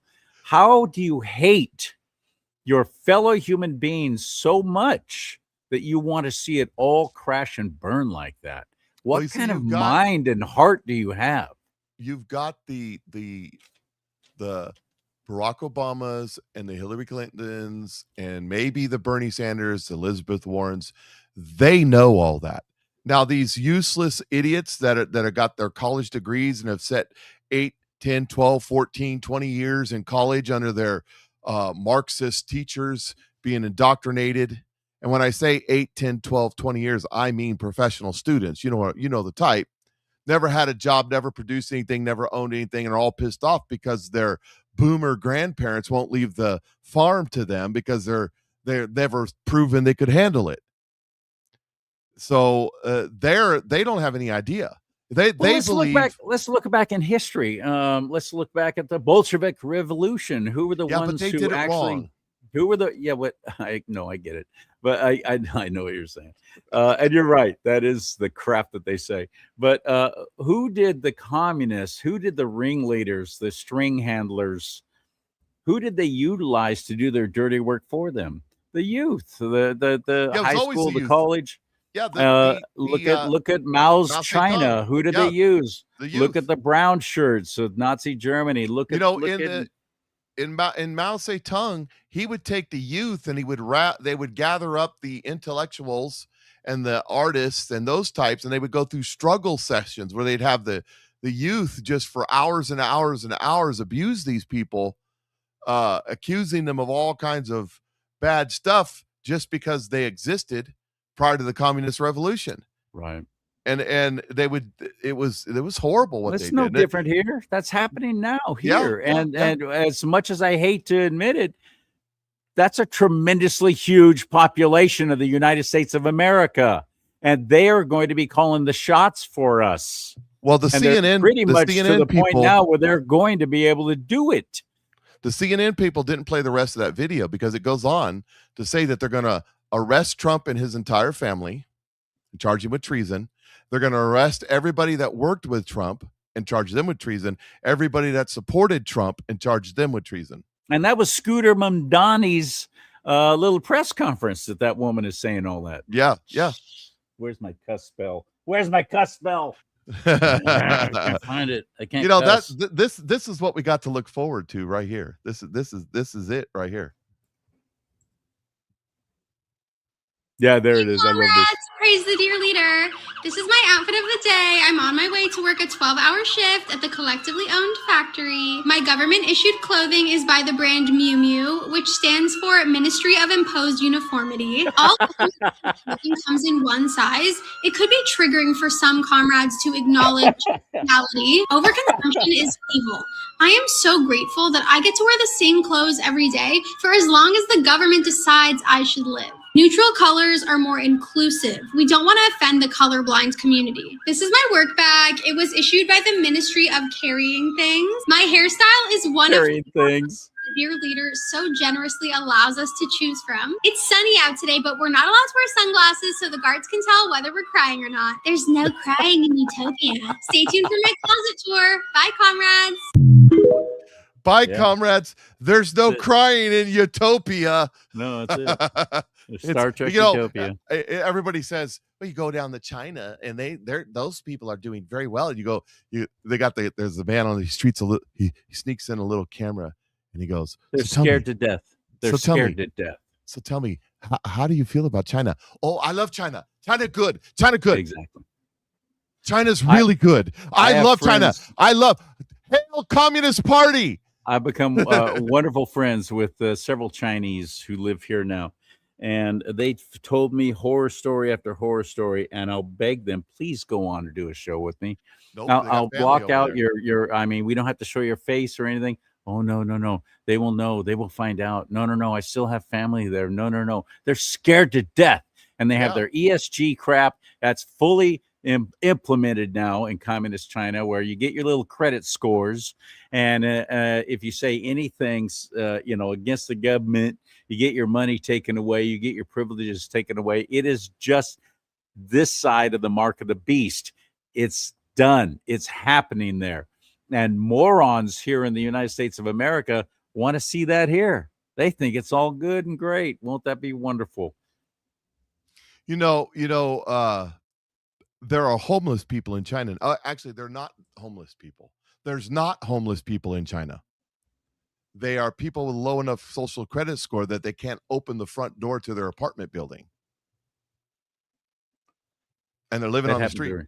That happened during COVID when. It's happening now. It's happening now. It's happening now. Yeah. Their doors are all electronically locked to their apartment buildings, their state-owned apartment, by the way, and their social credit score has lowered so much that they can't get in the door to their apartment. Okay. Thank you, Marine in the Woods. Ministry of Erectile Dysfunction, MED, Med. And that's the Ministry of Electile. That's where they take you into a secret room. Dysfunction. That's it. Yes, yeah. They take you into a secret room and put there's TV screens. You know, like the ball in Vegas. There's this TV screen like this, and they flash pictures of Kamala Harris and Hillary Clinton and Nancy Pelosi and all these leaders of the DSA to get your erectile dysfunction fixed or whatever it is. Oh no, that'll make it permanent. Yes, but they're communists, so they don't understand how things work. You've heard about the flock cameras. Do you have flock cameras out there in Missouri? Do you know what that is? Some. Yes, they got some. It's not as prevalent as in the bigger city around here because, but there are some. And I have an opinion on this, so let's hear what you have to say. Okay. This is what's happening now. Are people are cutting them down? They're spray painting them, and this is not the Antifa types. These are people who just in general are sick and tired of the surveillance state, the 1984 kind of scenario, or government's big brother and watching all of us, and they're doing something about it. This guy put out a funny video. Well, I think you'll be able to figure it out. Roll it. Leave flock cameras alone. There's no need to label all the flock cameras in your area. And don't put plastic bags over them either, because all that does is cost the company time and money. Grow up. I know that you can use a $50 high-powered blue or green laser like this one to permanently blind flock cameras, but come on, guys. Why? Definitely do not use the camera map on deflock.org to find cameras, approach them from behind on foot with a spray paint extender, and spray them. And if you do that, at least make sure that you have your phone in your pocket. We can identify you using the Bluetooth and 5G. There is no reason to spend $20 on a hard hat and high visibility vest and then buy a $30 Sawzall with diamond tip blades to cut down the entire pole. That's because the cameras and solar panels are clamped with a simple 8mm socket, so you're just doing too much. The cameras have about 12 hours of backup battery, so they will be transmitting Bluetooth and 5G that we can use to track you. So under no circumstances should you put the camera inside of a Faraday bag while the battery runs itself out and then break them down for parts, because that would prevent us from finding you, and nobody wants that. Nobody wants that. If you that. do any of these things, it's important that you do not buy a pair of Vader facial recognition blocking glasses, because then it would be impossible for us to identify you and charge you with a class 4 misdemeanor, which is typically just community service or a small fine. And for the love of God, do not attend your city council meetings and demand that they cancel your city's flock contract. We need these cameras. Peter Thiel is a benevolent overlord, and we should all be grateful that he loves us enough to keep us safe. Benevolent overlord. The Admiral. Okay, that's funny. Well, see, here's the thing. Here's my opinion about the flock cameras. Am I for them or against them? If I had to vote, I'd tell my city not to do it. However, that is not your underlying problem. You guys, these people out there attacking the flock cameras are attacking the wrong thing. You need to be attacking the unconstitutionality of this. You have the right to your privacy. They would never show up at a city council meeting. They're just acting out, and I get it. And I find it kind of funny. I got a very big point that everybody needs to be focused on. I got you, because the crackdown is coming. It's going to be severe. No, the flock cameras are not the problem. Okay, it's unconstitutional. They're the symptom. Okay. No, because you have a First Amendment right, you have a Fifth Amendment right, you have a 14th Amendment right. Right to privacy, yeah. Right to privacy, right to persons, right to papers. A police officer can't just pull you over and collect your information. They have to have probable cause. Well, what needs to happen is that people need to sue the police department with these flock cameras for collecting your information, without probable cause. Nobody has that kind of money. That's where you got congressmen you can call, just like you called Thune earlier. It'd probably be just as effective. Let's do it again. I want to call him again. So here's the thing. The flock cameras aren't the problem. There's cameras on every police car. The flock camera is not the problem. The problem is using the information off the flock camera without probable cause or a warrant. If the Supreme Court just ruled, by the way, Supreme Court just ruled because they were taking, they were doing these warrants for geographic canvassing.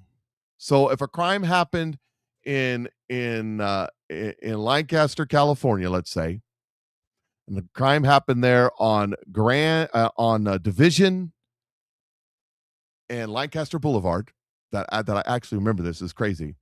They go and they say for 10 miles, and you're talking 100,000 or so people, for 10 miles in a circle, we want everybody's cell phone data. They get a warrant. They were doing this. They get a warrant to get everybody to see where everybody was at, what everybody's doing, to see if they can figure out who did the crime.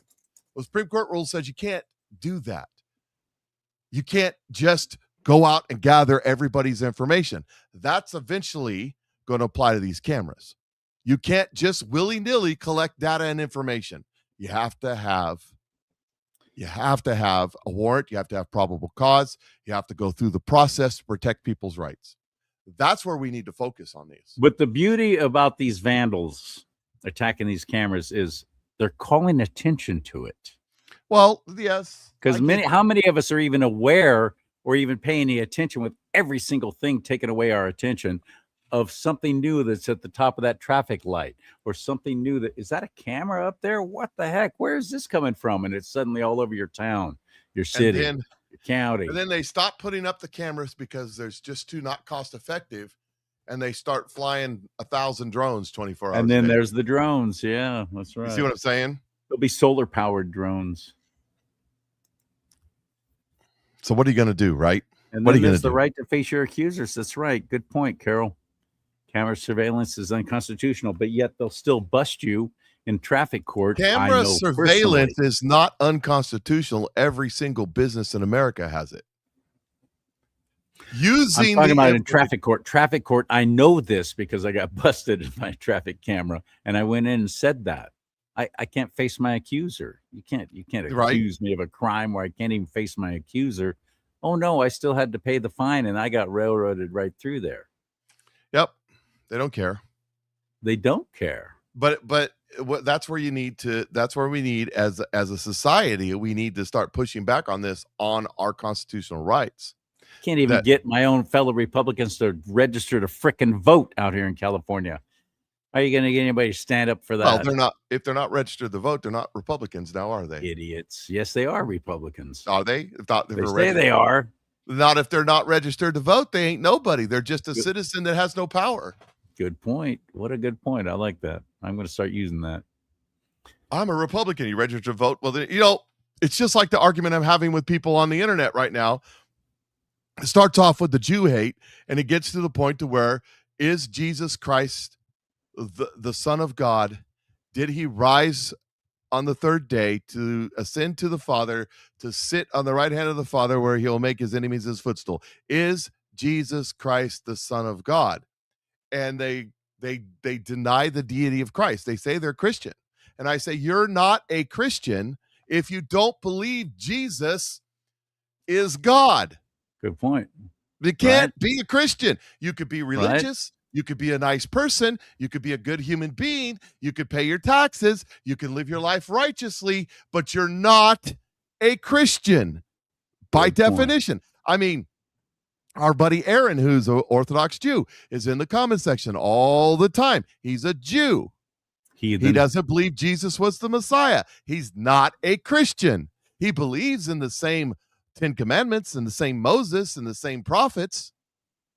You see what I'm saying? But he's not a Christian. And that's okay. But you can't sit here and call yourself a Republican if you're not registered to vote. That's like being a Christian and not believing in Jesus.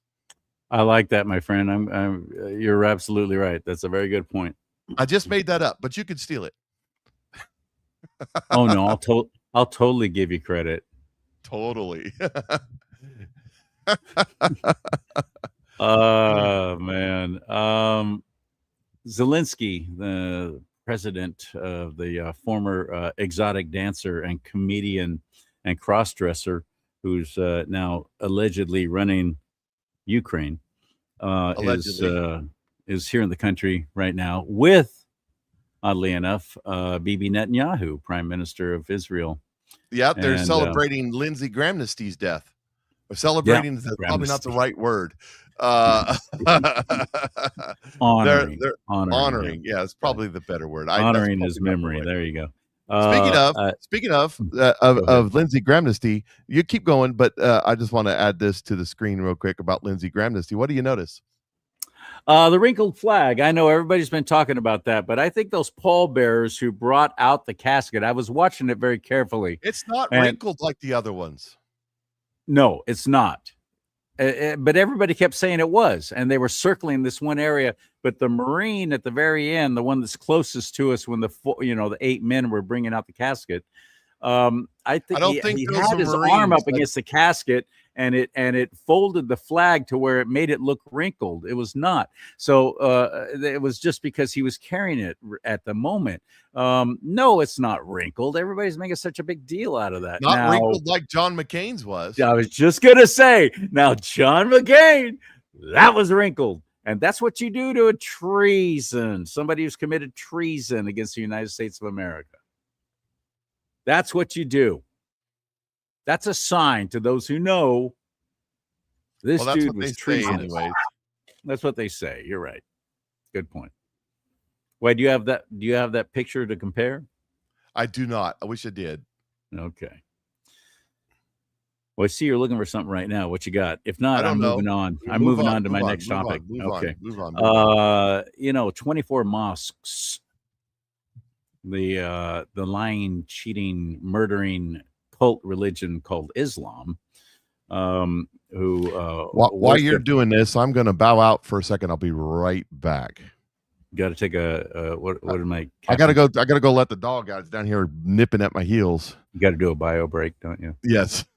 Speaking of which, that's what my captain always called it. I haven't fed Spike either. I should probably do the same. So talk amongst yourselves. I'll be right back. Just kidding. So anyway, just did a show with, let me think of his name. Chris Burgard, Burgard. He's a filmmaker, documentaries.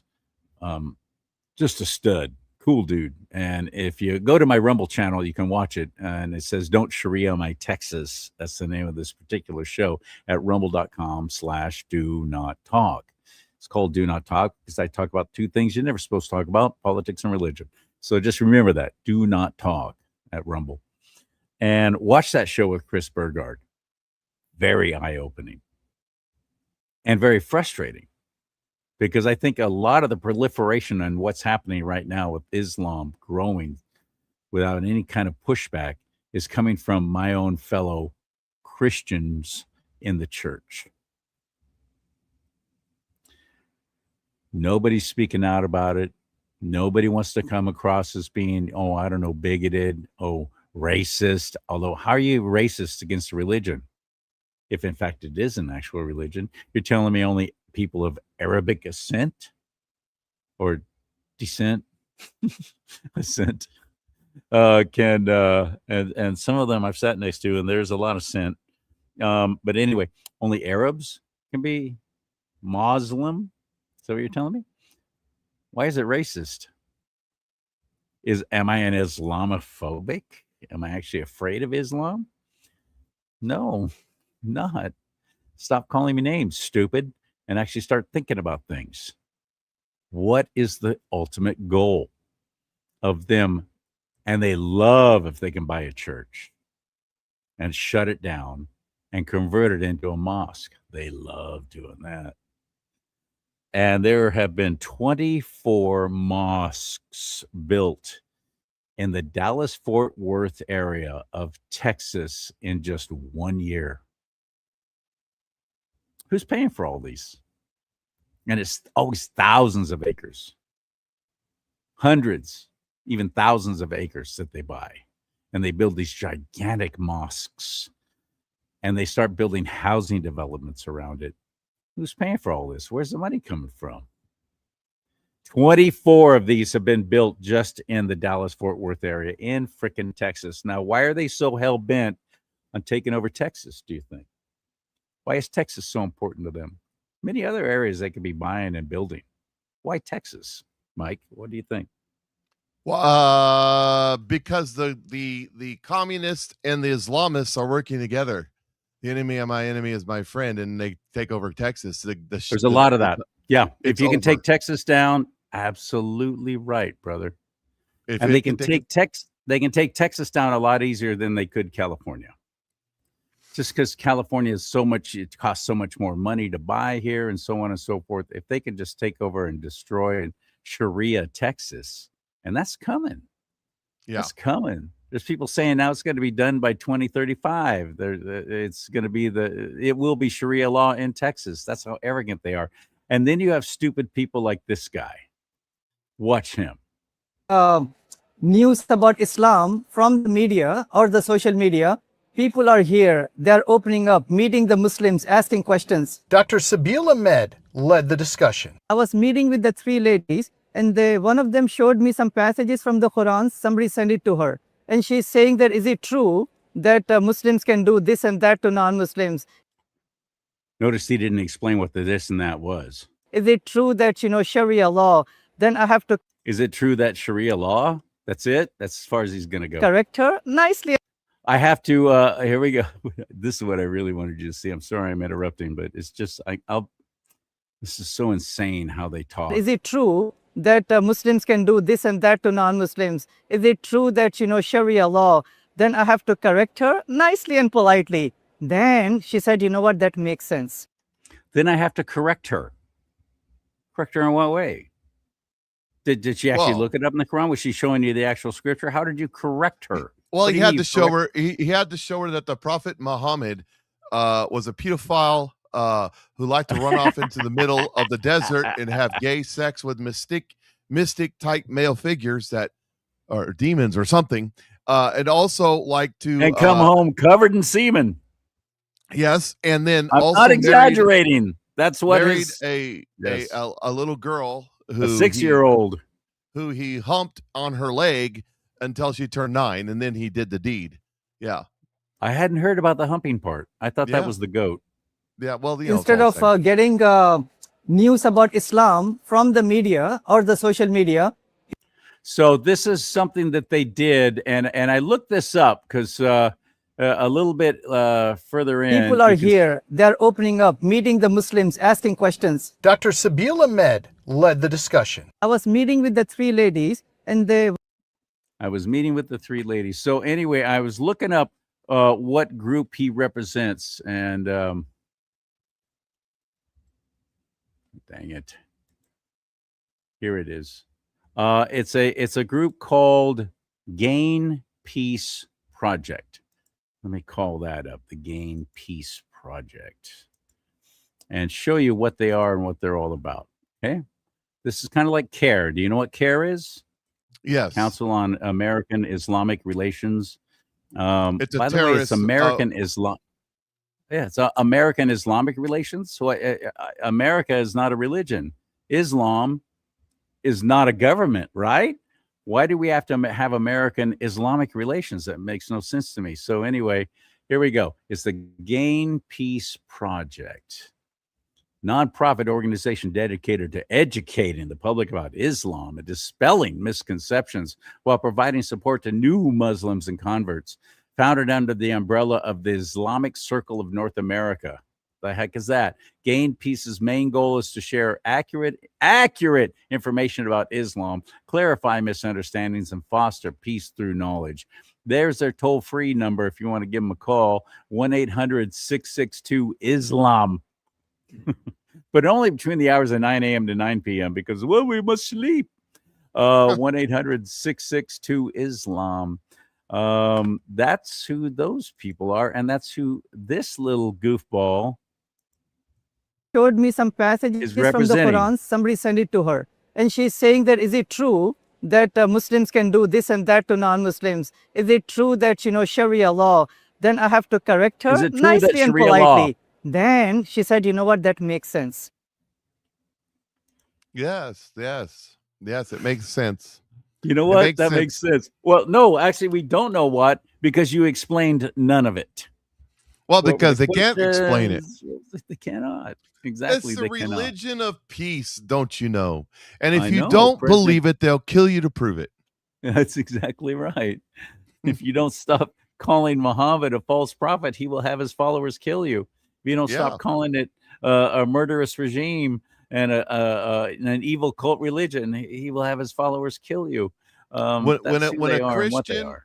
When a Christian tells you that the only way is through Jesus Christ, he's the way, the truth, and the life, and no one comes before the Father except through him. When they that is I didn't say that. It's Those aren't my extremist. words. Those are extremist violence. Right. When you say, if you do not convert to Islam or we'll cut your head off, that's peace. Yeah, that's peace, apparently. So the problem I'm having with my own fellow Christians is even the pastors are not talking about this from the pulpit, and people are suckers. And those same Christians, anytime I talk about this kind of stuff and do shows like I just did with Chris Burgard, which I truly hope you will go and watch at my Rumble channel, rumble.com/do-not-talk. It's called Don't Sharia My Texas. Very eye-opening, who they are, what they're doing. And he basically pulled a James O'Keefe. He got intel and inside and is asking questions of people, and they admitted all kinds of stuff to him.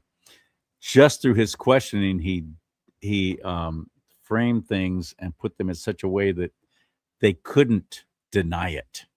Yep. So there's one in particular is very glaring. When he asks a question that's so poignant, the man just froze and he just sat there and he didn't say anything because there was no answer to it, because he was caught in a lie. And my own fellow Christians are allowing this to happen. And it's all, well, we have freedom of religion. It's not a religion. It's a form of government. It's a totalitarian, just another form of Maoist, Marxist, communist crap with Allah thrown in.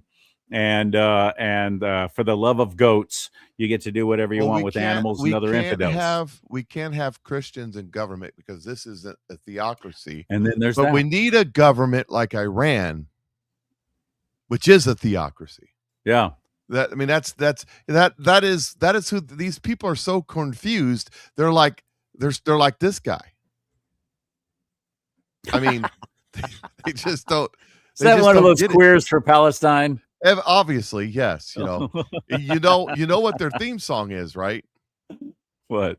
I believe I can fly. Oh yeah, there you go. That's right. You said that last week. Yeah. I want to see if you remember. The other problem I have with my own fellow Christians is when they'll come back at me with this kind of crap. Well, my neighbor is Muslim and they're so nice. Well, I worked with a couple of Muslims. They're so nice. And that's another thing that was brought up in this film. And he got these people to admit, when they're in the minority, you bet they'll follow our rules and they're so nice. But then when they're in the majority, all bets are off. Well, all these people that you thought were so nice, because there's this thing called taqiyya. Yep. In their own Bible, the Quran, it tells them you can lie to infidels just to encourage more growth of Islam. You can lie to anyone who is not of their cult. Well, you see, your neighbor, that's what your neighbor's doing, and your coworkers are doing. Oh, they're so let nice. me dig a little deeper on that, because your neighbor may be a Muslim the same way that you're a Christian. You know, they practice Ramadan every couple of years. They go to the mosque every once in a while. Here's the difference, buddy. Well, let me finish because I'm going somewhere with this. All right. Just like you, Mr. Christian, go to church every Easter and every Christmas. You're not really into it, and football's on besides. Here's the difference, though. As if the Christians were to take over the United States, you wouldn't change a thing. As a Christian, you'd be exactly who you are. You made my But point. That's what I was as a moderate, worldly Muslim, as the radicals take over, they're going to do one of two things. They're going to radicalize, or they're going to surrender to them and just let them do their thing. And these moderate Muslims are scared to death of their own extremists who are actually sticking to the Quran. That's exactly it. And they'll fold like a cheap suit. They're running around in Western clothes, doing Western things, eating Western popcorn, going to Western movies. And the moment that the Islamists take over, you go into their closet, they're going to put their burqas on and comply. As good little Muslims would. Because they know. Because they know. And that's the difference between a Christian who's a Christian on Christmas and Easter and a Muslim who's a Muslim during Ramadan. And otherwise they're westernized. That when the Muslim takes over, they're no longer westernized. They're purebred Muslim. They know. Why is mommy and daddy Muslim in countries surrounding Islam or Israel rather, taking the $50,000 to strap explosives to their own child? Well, to send into markets, to send into in Saudi Arabia, they won't be doing that. Okay, but in Palestine, they will. Yeah. In Hezbollah, they will. That was huge, though, for quite a while, especially when Saddam Hussein was paying these families $50,000 per kid to strap on an explosive vest. Right. And they go into centers where in Israel, if you've ever been there, and I have been there, Jerusalem itself has 4 quarters: the Jewish quarter, the Arab quarter, the Armenian quarter, and the Christian quarter. 4 quarters, 4 different religions, 4 different ways of thinking, completely different in many ways, all living together. And that's how Israel is. There's Arabs everywhere there. The people surrounding Israel in those countries literally hate their own fellow Islam followers because they're in Israel, participating and not being totally insistent that everything's got to be Sharia. They move into areas that's not a non-Muslim country, non-Muslim controlled country, because they're ordered to. This is their mission. Or die. That their mission is, depending on if you're a Sunni or a Shiite, because they're different in their thought process about how the end time comes. But the Sunni Shias, which would be your Hezbollahs, your Muslim Brotherhood, your Palestinians, Hamas, and all that stuff. Those are all same thing as Iran. They believe that their Messiah will come up out of a well when the earth is bathed in the blood of the infidel. Yeah, that's what they believe. That's why they want World War III. That's why there won't be peace. That's why Iran right now is attacking and sending missiles into Russia. Well, they want whole that whole long thing. They think that Russia's going to be the catalyst to turn this whole World War III scenario and make it real, make it actually happen, because they want it. And they're not even waiting for Muhammad to come back. Like we're waiting for Jesus to come back. They're not waiting for Muhammad to come back. This is something else I learned from interviewing this. No, they're waiting for the 12th Imam. And Jesus. They believe that Jesus is going to come back after the earth is soaked in and he's going to bow down our to blood. the 12th Imam. And he's going to convince those of us that are left that Islam was the way all along. And that the Christians were lying to all y'all. Jesus is going to come back and do that. That's what they believe. That's what they're teaching and preaching. And that's why they're trying to start World War III. It's just that simple. It will never end, is my point. And the only country, Iraq was under control under Saddam Hussein. Say what you will about him. He wasn't a religious zealot. He was a military strongman. Same with Muammar Gaddafi in Libya. Why did Hillary Clinton and the rest of those freaks want to take out Muammar Gaddafi? It never made any sense to me. Gold. Why did they? Well, and he wanted to get out of the whole. He was trading his Federal Reserve crap. He wanted to get out of that too. He sold his oil for many years for only gold. And he was working with a coalition of North African states where he was going to create a European-style union, and that their money, their currency, was going to be a gold coin system. And Great. here's the problem with that. I'd love to see that happen here again. Here's the problem with that, is there isn't a currency today, and back then either, on the planet, not one currency that's backed by anything. Every currency is fiat. Everywhere in the world that you go, Even the it's BRICS fiat. nations, I thought their whole thing was They're all fiat right now too. Now they've really? talked about it, but they're all fiat right now. It's, you know, you got the Chinese yuan, you got the German or the Russian ruble, the Indian whatever they call their currency. I used to know it. Top of my head, I don't know. They're all the South African currency. They're all separate little currencies. They've talked about merging it into something, but they haven't. But Gaddafi was the closest to doing it, because he had billions and billions and billions of dollars of gold, and he was going to print coins, and that was good. Here's what would have happened. Let's say that the coalition of North African states did this. They declared themselves united in a European Union. They started a parliamentary system, and they announced their currency as a gold Africana. Let's just say, and it was their base coin was let's just say a half-ounce gold coin. It would immediately collapse the entire world economic system, because the world we'd all be buying that currency, wouldn't we? Everybody on the planet would be trading their useless dollars Oh yeah. for gold. I would.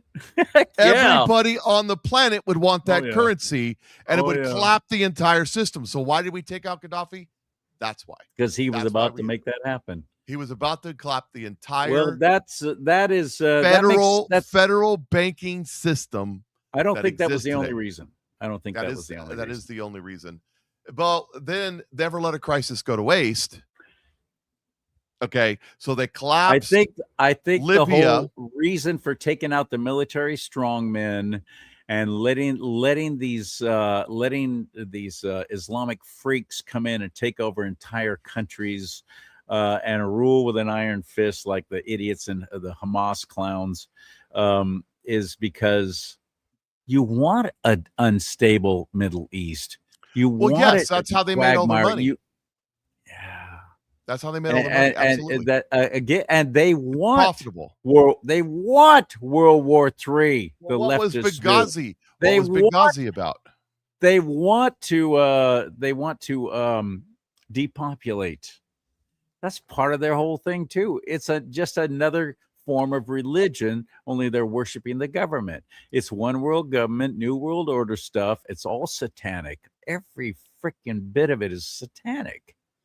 That was the ultimate goal, I think, of taking out these strong men in the Middle East like that. And, what was Benghazi about?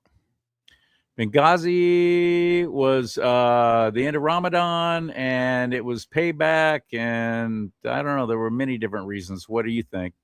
No, there wasn't many different reasons. There were some very obvious reasons. Okay, they were what? attacked by a branch of Al Qaeda.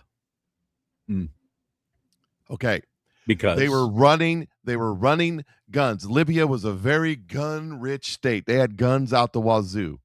They were running guns from Benghazi through the consulate into Syria, supporting the JV team, which became ISIS. Obama. And ISIS was a competitor to whom at that time? Al Qaeda. Yes. And Al Qaeda attacked the American consulate. That was an attack by Al Qaeda to stop us from funding and supporting ISIS in Syria, which ended up taking over Al Qaeda because with American support, with Biden support. Why did we oust, just like you said, the strong man? Why did we oust the government of Syria and put in ISIS government in Syria? Why did we do that? Destabilize the whole area. Same reason. Yeah. And Russia was supporting the Syrian government. So it's a whole bunch of political play. It's a whole bunch of counter, recounter, undercounter, back and forth, Cold War type crap. By the way, what's going on in Iran right now is Cold War with China. You know, we had all these. I think a whole lot of what's going on, the Venezuela thing, I think all of it with President Trump is to take China out at the knees. Well, here's the thing. I don't think I talked about this did I talk about this on the show last week, or we thought about talking about this on the show last week? I don't think I did. Here's the thing. Venezuela was the number one supplier of oil to China. We took them off the table. Yes. And we also and took Iran. control. And we also Iran. took control of the Panama Canal. The number two supplier of oil to China was Iran.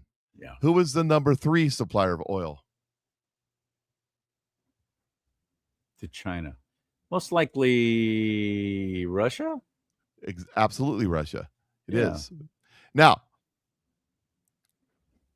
what in the last 2 or 3 weeks has been going on in the war between Ukraine and Taking Russia? out the refineries. They've been taking out their refineries, their production, their Yep. shipping, their ports, Shut down their oil everything production. to do with oil. Right now in Russia, there are multiple day lines of cars to get oil. They're in a fuel crisis in Russia right now. And okay. What's the game that what is Donald Trump doing in Ukraine? I couldn't figure it out. Why he just doesn't put the hammer down and shut down Zelensky and just end this war. I couldn't figure out why. Well, you got to know. I've got video of them grabbing grandpa off the street, an old man with a cane, to take him and put him on the front lines. They are out of people. They're out of money. They're out of energy. Yet all of a sudden they have these new drones that are stealthy, that can penetrate Russian air defenses across their country and cause devastating, accurate. I mean, literally. And those are not coming from China. Literally 6 months ago, they were taking Cessna aircraft, flying them remote control full of bombs, and flying them in trying to blow something up. That's literally what Ukraine was doing. That's where they were at. Now all of a sudden they've got this new, and I'm thinking to myself, what is going on here? And then I realized what's going on here.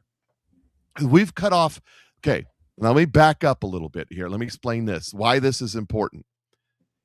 I said 3 or 4 or 5 years ago, when China started rattling its saber over Taiwan, that China is not going to attack Taiwan anytime soon. And here's the reason why.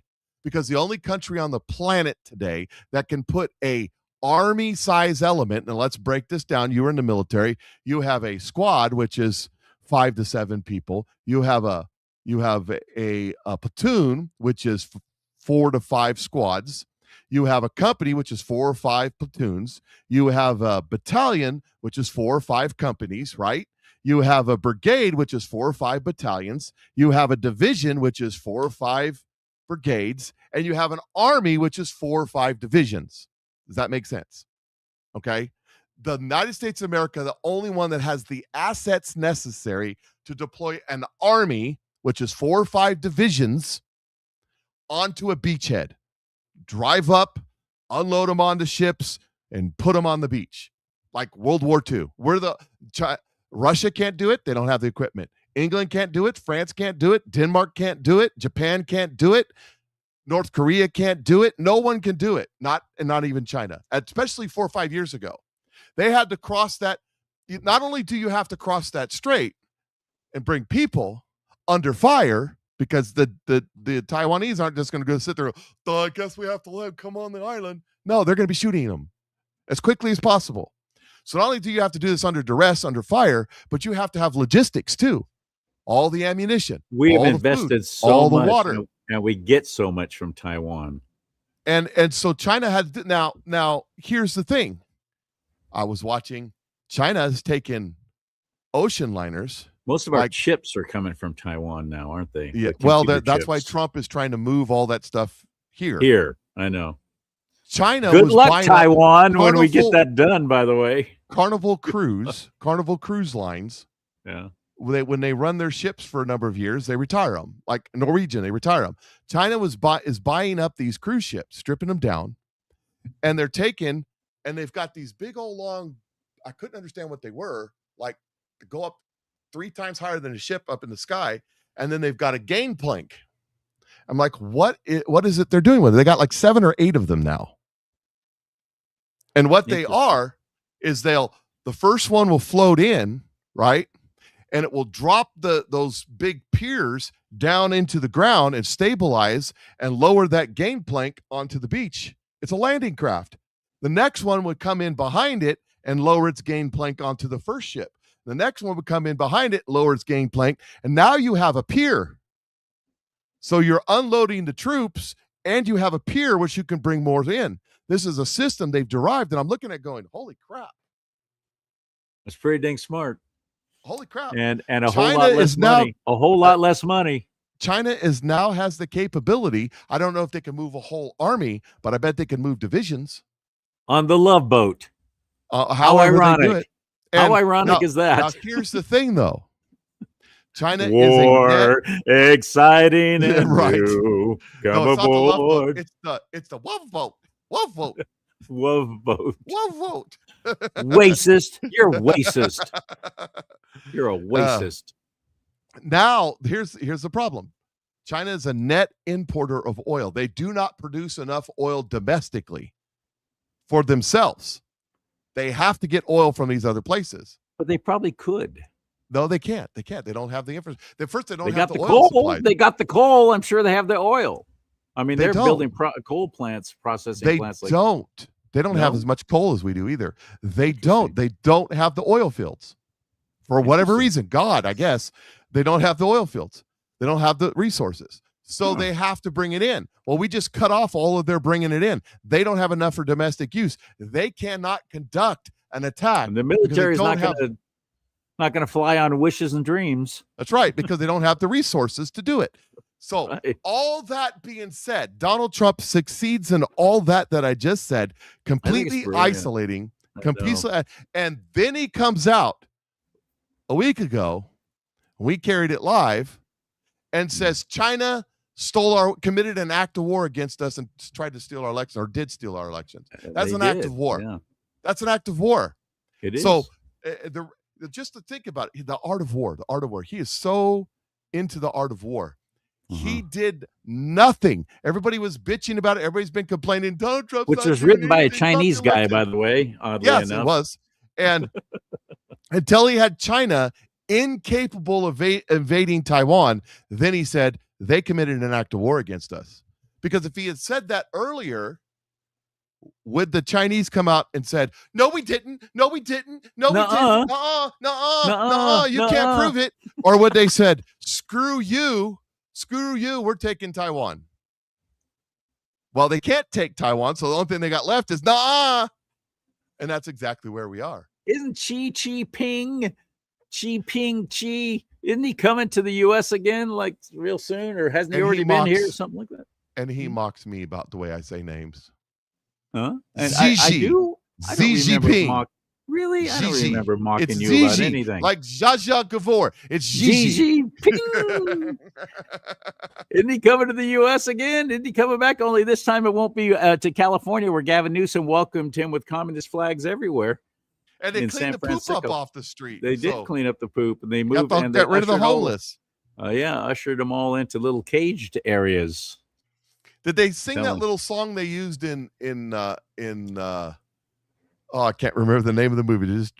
I just wonder how that's gonna go when he comes to the U.S. again. How do you think that's gonna go?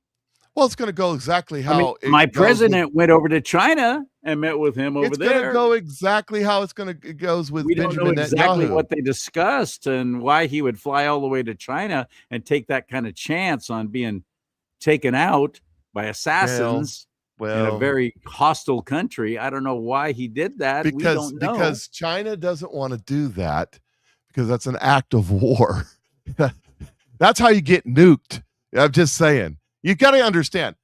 Take Iran out of the picture because they're crazy. This doesn't work, but mutual destruction works, and that is anybody outside of President Trump has the kind of guts to pull that trigger like that. Probably I can't not. think of anybody in this state. Probably this not. Nation. But they don't know that. Maybe. They don't Marco know that. Rubio. They don't know that. Right. So here's the idea. Chinese are godless communists. So this is the life they got. They ain't got no more life. This is it. So they want to protect this life, right? We're God-fearing Christians, so-called. And we have morals, and we want to do what Jesus tells us to do, love our neighbor. So we're not going to nuke each other, right? Because we don't want to die. But the Muslims over there, the 12 imamers, they feel that when the world is bathed in blood, and if they martyr themselves in the process, that's even better because they get 72 virgins and Virginians. Yes, 72 right here. The Virginians, yes. Yeah. Right here. They get 72 of these right here. That's He's a Virginian. But that's what they believe, so that if you go, we're gonna nuke you, they say, don't give us a good time. Let's go. Yeah, exactly. Don't threaten us with a good time. Right. So that's my theory. That's my standing theory. No, I'm agreeing with you. I think that's absolutely brilliant. And President Trump, I've been saying this all along. Actually, I figured it out pretty quickly. Oh, good heavens, he's taking China out at the knees. I've been saying this on my show for a bit now, and now it's all really becoming more and more obvious that that's been the plan all along. Oh, wait! I'm sorry.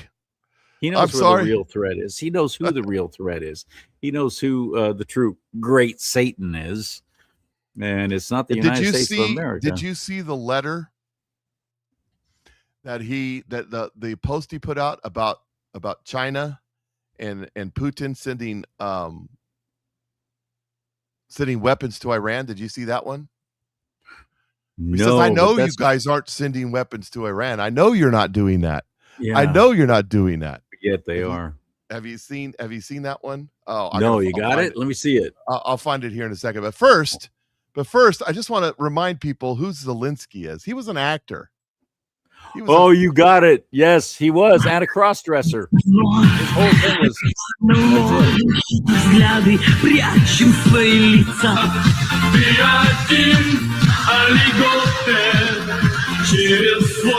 President of Ukraine.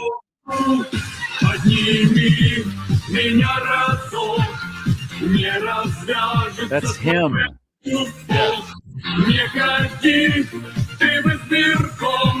That's one of the milder numbers.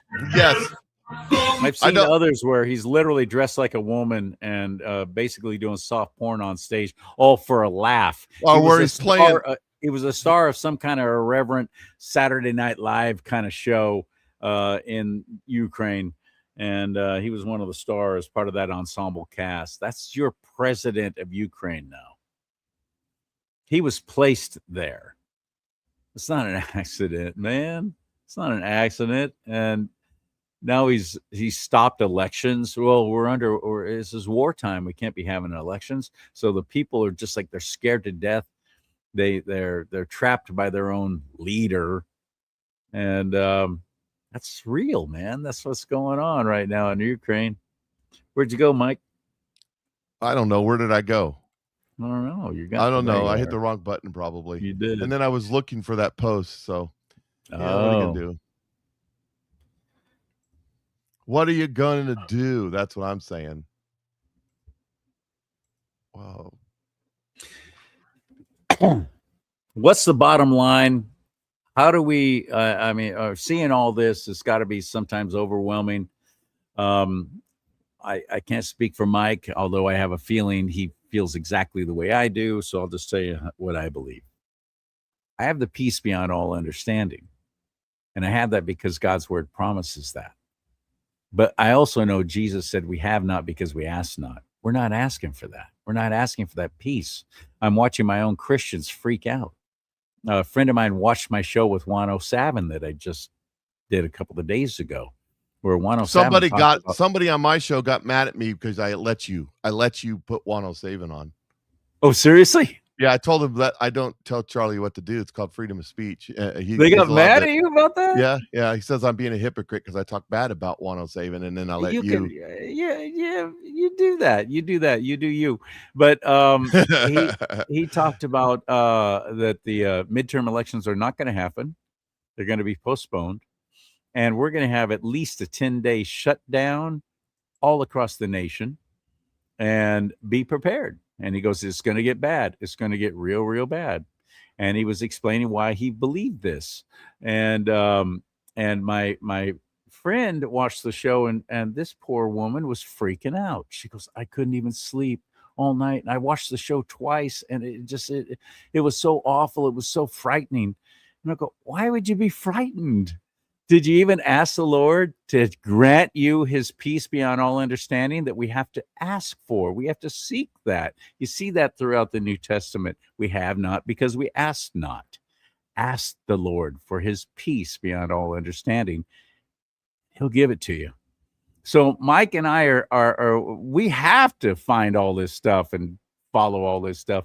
It'd be so easy for me to go back to doing my funny little morning radio show and just ignore all of this and la la la la. Okay, here's the latest hit from Luke Combs, and I'm going to tell you a funny little joke. Isn't this fun? This is great. It's a party. Life's a party.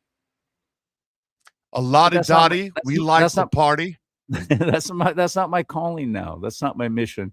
My mission is to Ephesians 5:11, be no part of the works of darkness, but instead even expose it. That's my mission. That's my calling. That's why I continue doing this show. I'm not making hardly any money off of it. $50.60 I made last month from Rumble. And I'm not monetized on YouTube, which is where all the money is, because I have 2 strikes against me, and they've been shadow banning me from the beginning. Had all my Facebook pages taken away, my Instagram. And all this stuff would freak out and stop so many people. And I've seen it happen because they're like, oh, crap, I gotta curb my speech. Oh, I can't keep talking this way. I can't keep telling truth because I'm losing everything. I'm not going to stop. I'm not that guy. And that's because I asked the Lord for discernment, which Jesus told us to pray for that too. So you can discern what's of the creator of the universe, what's of the enemy. Discern. Ask for discernment. Ask for the peace beyond all understanding as well. In the name of Christ Jesus. Amen and amen. Doesn't take long. Talk to the Lord. And we're in very perilous times right now. And whether you listen to 107, and there's other guys who say far worse is coming. Or everything's going to collapse. It's going to be months long. You better have all this food prepped. You better take all your money out of your bank. And I got friends sending me these videos of these dudes. One's some guy out of Canada who's now living in the Philippines, and supposedly he's got all this insider info about all this stuff that's coming down. We're all going to have to go back to our original place of birth so we can claim our universal high income crap. And this is the stuff that they're peddling everywhere, and it can get so overwhelming. So I'm just begging you right now, if you stuff we've covered on the show today, you're thinking, how we can't even survive all this. This is crazy. I just want to quit. I want to run away. Please don't do that. And please don't stop being involved. Instead, turn to the Lord. Turn to the Lord. Now the thing is, more than ever. The thing is about this 10 days of darkness and the EBS and all this stuff. How many times they got to kick the can down the road? You know what I mean? Yeah. Starting to sound like Republicans. Anyways, so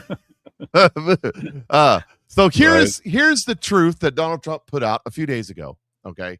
And I posted on Facebook, so I had to go to my Facebook account to find it. I couldn't find it other places. That's why I didn't see it. Put it on Facebook. Yeah, I know, right? I put it on my Telegram page too. Do you follow me on Telegram? You should. I don't. I should. You're right. Yeah, you should. I need to get a Telegram. So here's what he said. He said, President Xi, at our recent meeting in Beijing, China told me that he would not, under any circumstances, give or sell weapons to the Islamic Republic of Iran. And that statement included Chinese companies. Considering our relationship, I take him at his word. And besides, I'm doing him very big favors. Also, likewise, President Putin, despite the horrible war going on in Ukraine, the relationship remains, as it does with President Zelensky. Told me that he would not sell weapons to Iran. He understands that I do not sell weapons to Ukraine, but to NATO countries. They pay full price. And now those weapons and how those weapons are distributed, I have no idea. Therefore, two major countries that people speak of often in terms of Iran are, in my opinion, not participating. If they did, it would be very bad for them. Certainly not in their best interest. Thank you for attention to this matter. Now, let's just stop right there. And let me tell you, the Patriot mythology pushers and all them folks are out there screaming and hollering, Donald Trump's bowed down to Xi Jinping and Putin, and we knew it. He sold out to no. That's you guys that sold out to them, not Trump. That's what. Now, so I saw what he was saying here. I guess because I don't know. I watch a lot of gangster movies. I don't know. I saw what he was saying here. I saw what he did, and so I had AI rewrite it. Oh, really? Interesting. If a gangster had said it. So let's go back there. Let's go back there because I posted it. Hey, use guys. Does it start off with that? Use guys? He says, President Z, yeah, you.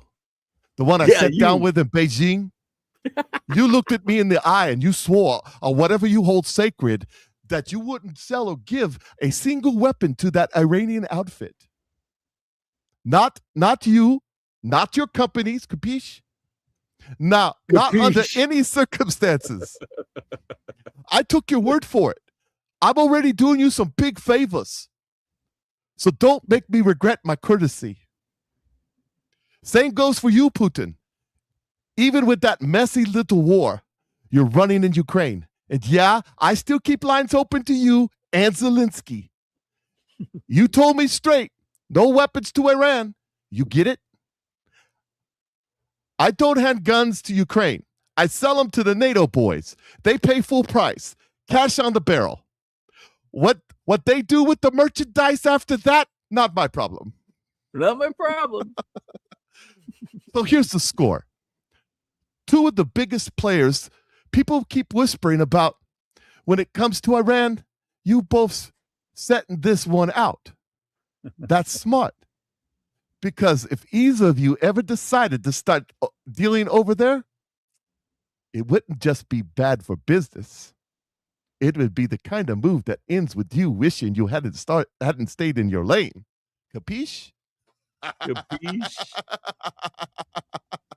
Are you getting what I'm laying down? That's what he said. That's what he said. It more diplomatic than that, but he said you cars aren't selling.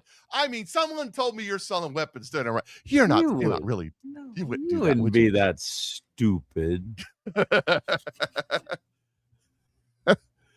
Oh, man, you gotta love it.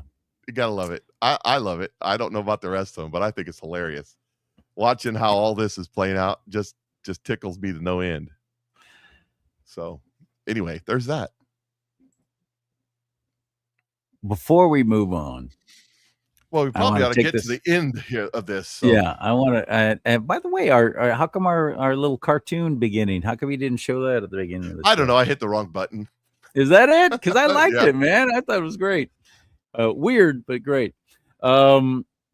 Anyway, there's a couple things I want to ask you to do for us, please. You'll be benefiting the show. You'll be benefiting Mike. You'll be benefiting me, ultimately, the whole show, and help it grow. If you'll like it, it's such a simple thing, and we forget to ask. And I know a lot of the other podcasts, they start off everything, smash that like button. I hate that when I hear these clowns because they all say the same crap. So I'm not going to ask you to smash anything. I'm just going to ask you to politely click that like button. And that's an algorithm thing. And whether you're watching us on Facebook, LinkedIn, where else are we on? YouTube? Of course, I don't know. We're on all the socials. Yeah, that's right. Wherever you're watching, you can hit that like. And then the platform will go, hey, these guys are getting some traction. We're going to promote them a little bit more. And we show up on the different pages and they'll promote you more. But you got to get some response like that. Commenting also, not just in the chat room, but commenting below makes a huge impact on but it's got to be 5 words or more, which is another stupid thing. Otherwise they count it as a bot. These are the kind of things that we have to think about. So I'm just sharing it with you because I tell you everything. I'm always honest. So hit the like, and if you can comment, you'll be helping us that way. And then ultimately share this show. Share it on other platforms. Let people see what we're doing on Tuesday nights when they ask about it or something. Yeah, these guys do this show every Tuesday night, 5 o'clock Pacific, 8 o'clock Eastern, Monday, or on Tuesdays, every Tuesday night. That's how you can help us. Now, how you can help us, because it's a business that Mike and I are both involved in. Mike got me into it, and I'm glad he did, because I love the products. In fact, mine just showed up. I haven't started using them yet, but this little QR code right here will take you to it. And that is a company that's only been around for a year called Nueva Life. Nueva is the Spanish name for new, N-U-E-V-A, Spanish word rather, N-U-E-V-A-L-I-F-E, nuevalife.com. But if you use promo code, you'll get, for example, in my QR code there, Charlie Simons. This is the spelling of my name right here. I know it's weird, but that's how I spell it. I have since I was a kid. And you'll get 10% off. Same with Mike. What's your promo code, Mike? Patriot Mike? Yeah, but don't worry about that one right now. But if you want to help Charlie out, just hit that QR code at the top there. Or if you can't figure out how to walk through it, by the way, they're coming out with a new website here shortly. If you can't figure out how to walk through it, yes, a whole lot more user friendly. Go ahead and message me at patriotmikeshow@gmail.com, patriotmikeshow@gmail.com, patriotmikeshow@gmail.com, and I'll be glad to walk you through it. Charlie will get the credit. Make sure you saw it. You let me know you saw it on the Charlie and Mike show. And I just want to point out to you that this is me right here. The picture on the left is me at 315 pounds. The picture on the right is in June. I was 265. I'm actually down to 260, a little less than 260 now. And I did that by taking one of our products on a daily basis. Spoonful a day chases the belly fat away. And that's the Nueva Slim Snow Slim, which has a secret ingredient called Morocell blood orange extract, which is clinically proven that 94% of the people that take that over a 12-week period actually lose weight. I'm looking forward to it because I'm about 30 pounds over right now. And as a matter of fact, I had my doctor's appointment today. I had to have some tests done. I'm borderline diabetic. Oh, no. Yeah. So it's got to be diet, it's got to be exercise, and it's got to be Snow Slim. So I'm starting. Well, and the other thing, the collagen that's in the Slim, the hyaluronic acid, the triamella mushroom, those all do that. All the collagen's good for all the gushy parts in your body, your hair, your skin, your nails, and the inner parts. And then the other stuff helps with the inflammation. The inner parts. Well, you didn't do well in biology, did you, or anatomy? Well, I mean, I'm talking about all the gushy parts, like the parts around your bones. Oh, the parts that make it so that your bones aren't rubbing together. There's yeah, I'm just saying. Meniscus. Yes, the hibiscus. Yes, so hibiscus. Yes, hibiscus. Yes. That's it. So, but what I'm saying is though that inflammation is one of the biggest problems people have in life. I mean, that's a problem that causes a lot of other problems, and this brings that down. This brings that down. It really does. It helps a lot, in my opinion. So, and it's helped me a lot too.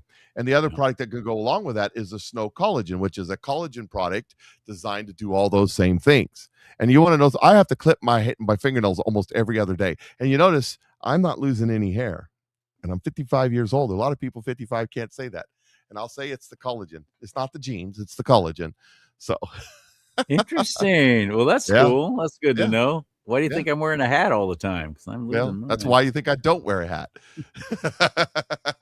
See? All right. I gotta get on that collagen right away. Anything else you got for the show? No, sir. I just wanted to ask you to please hit that like button, comment down below, share this show after we're done. It'll come up. You can share it on your social media platforms. Let people know about us and grow with us. I'm so glad you're there in the chat room. We see a lot of new faces all the time and new names popping up, and that's exciting. We appreciate you more than you know.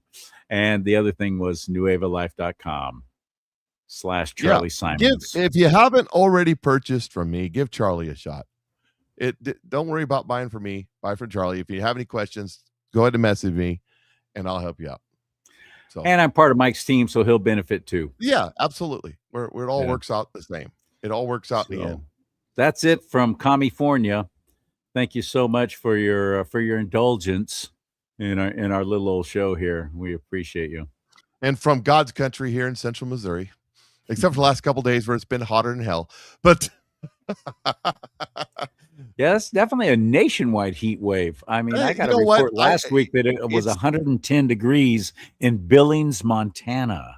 It's not shocking to me that it gets hot in July. How about that? That happens. Yeah. It happens. Isn't that amazing? Yeah, it happens. It's got to be climate change. It almost broke a record, meaning it's been that hot before. Anyways. Right, exactly. Exactly. All right, yeah. You guys have a great day. We've kept you up too far. I'll see you all in the morning. The Patriot Mike Show you. And check out Charlie's channel, Charlie Simon's Do Not Talk. He's got the bestest interviews there are, including 107. Talk to y'all later. That's right.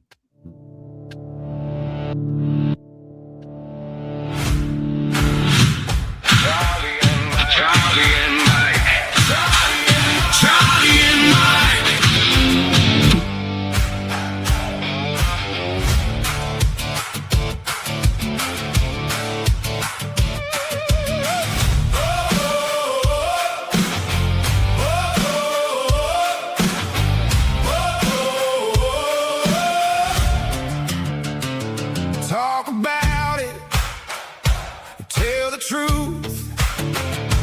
God and country in the booth. We stand strong, we hold the line. Won't shut up, not this time.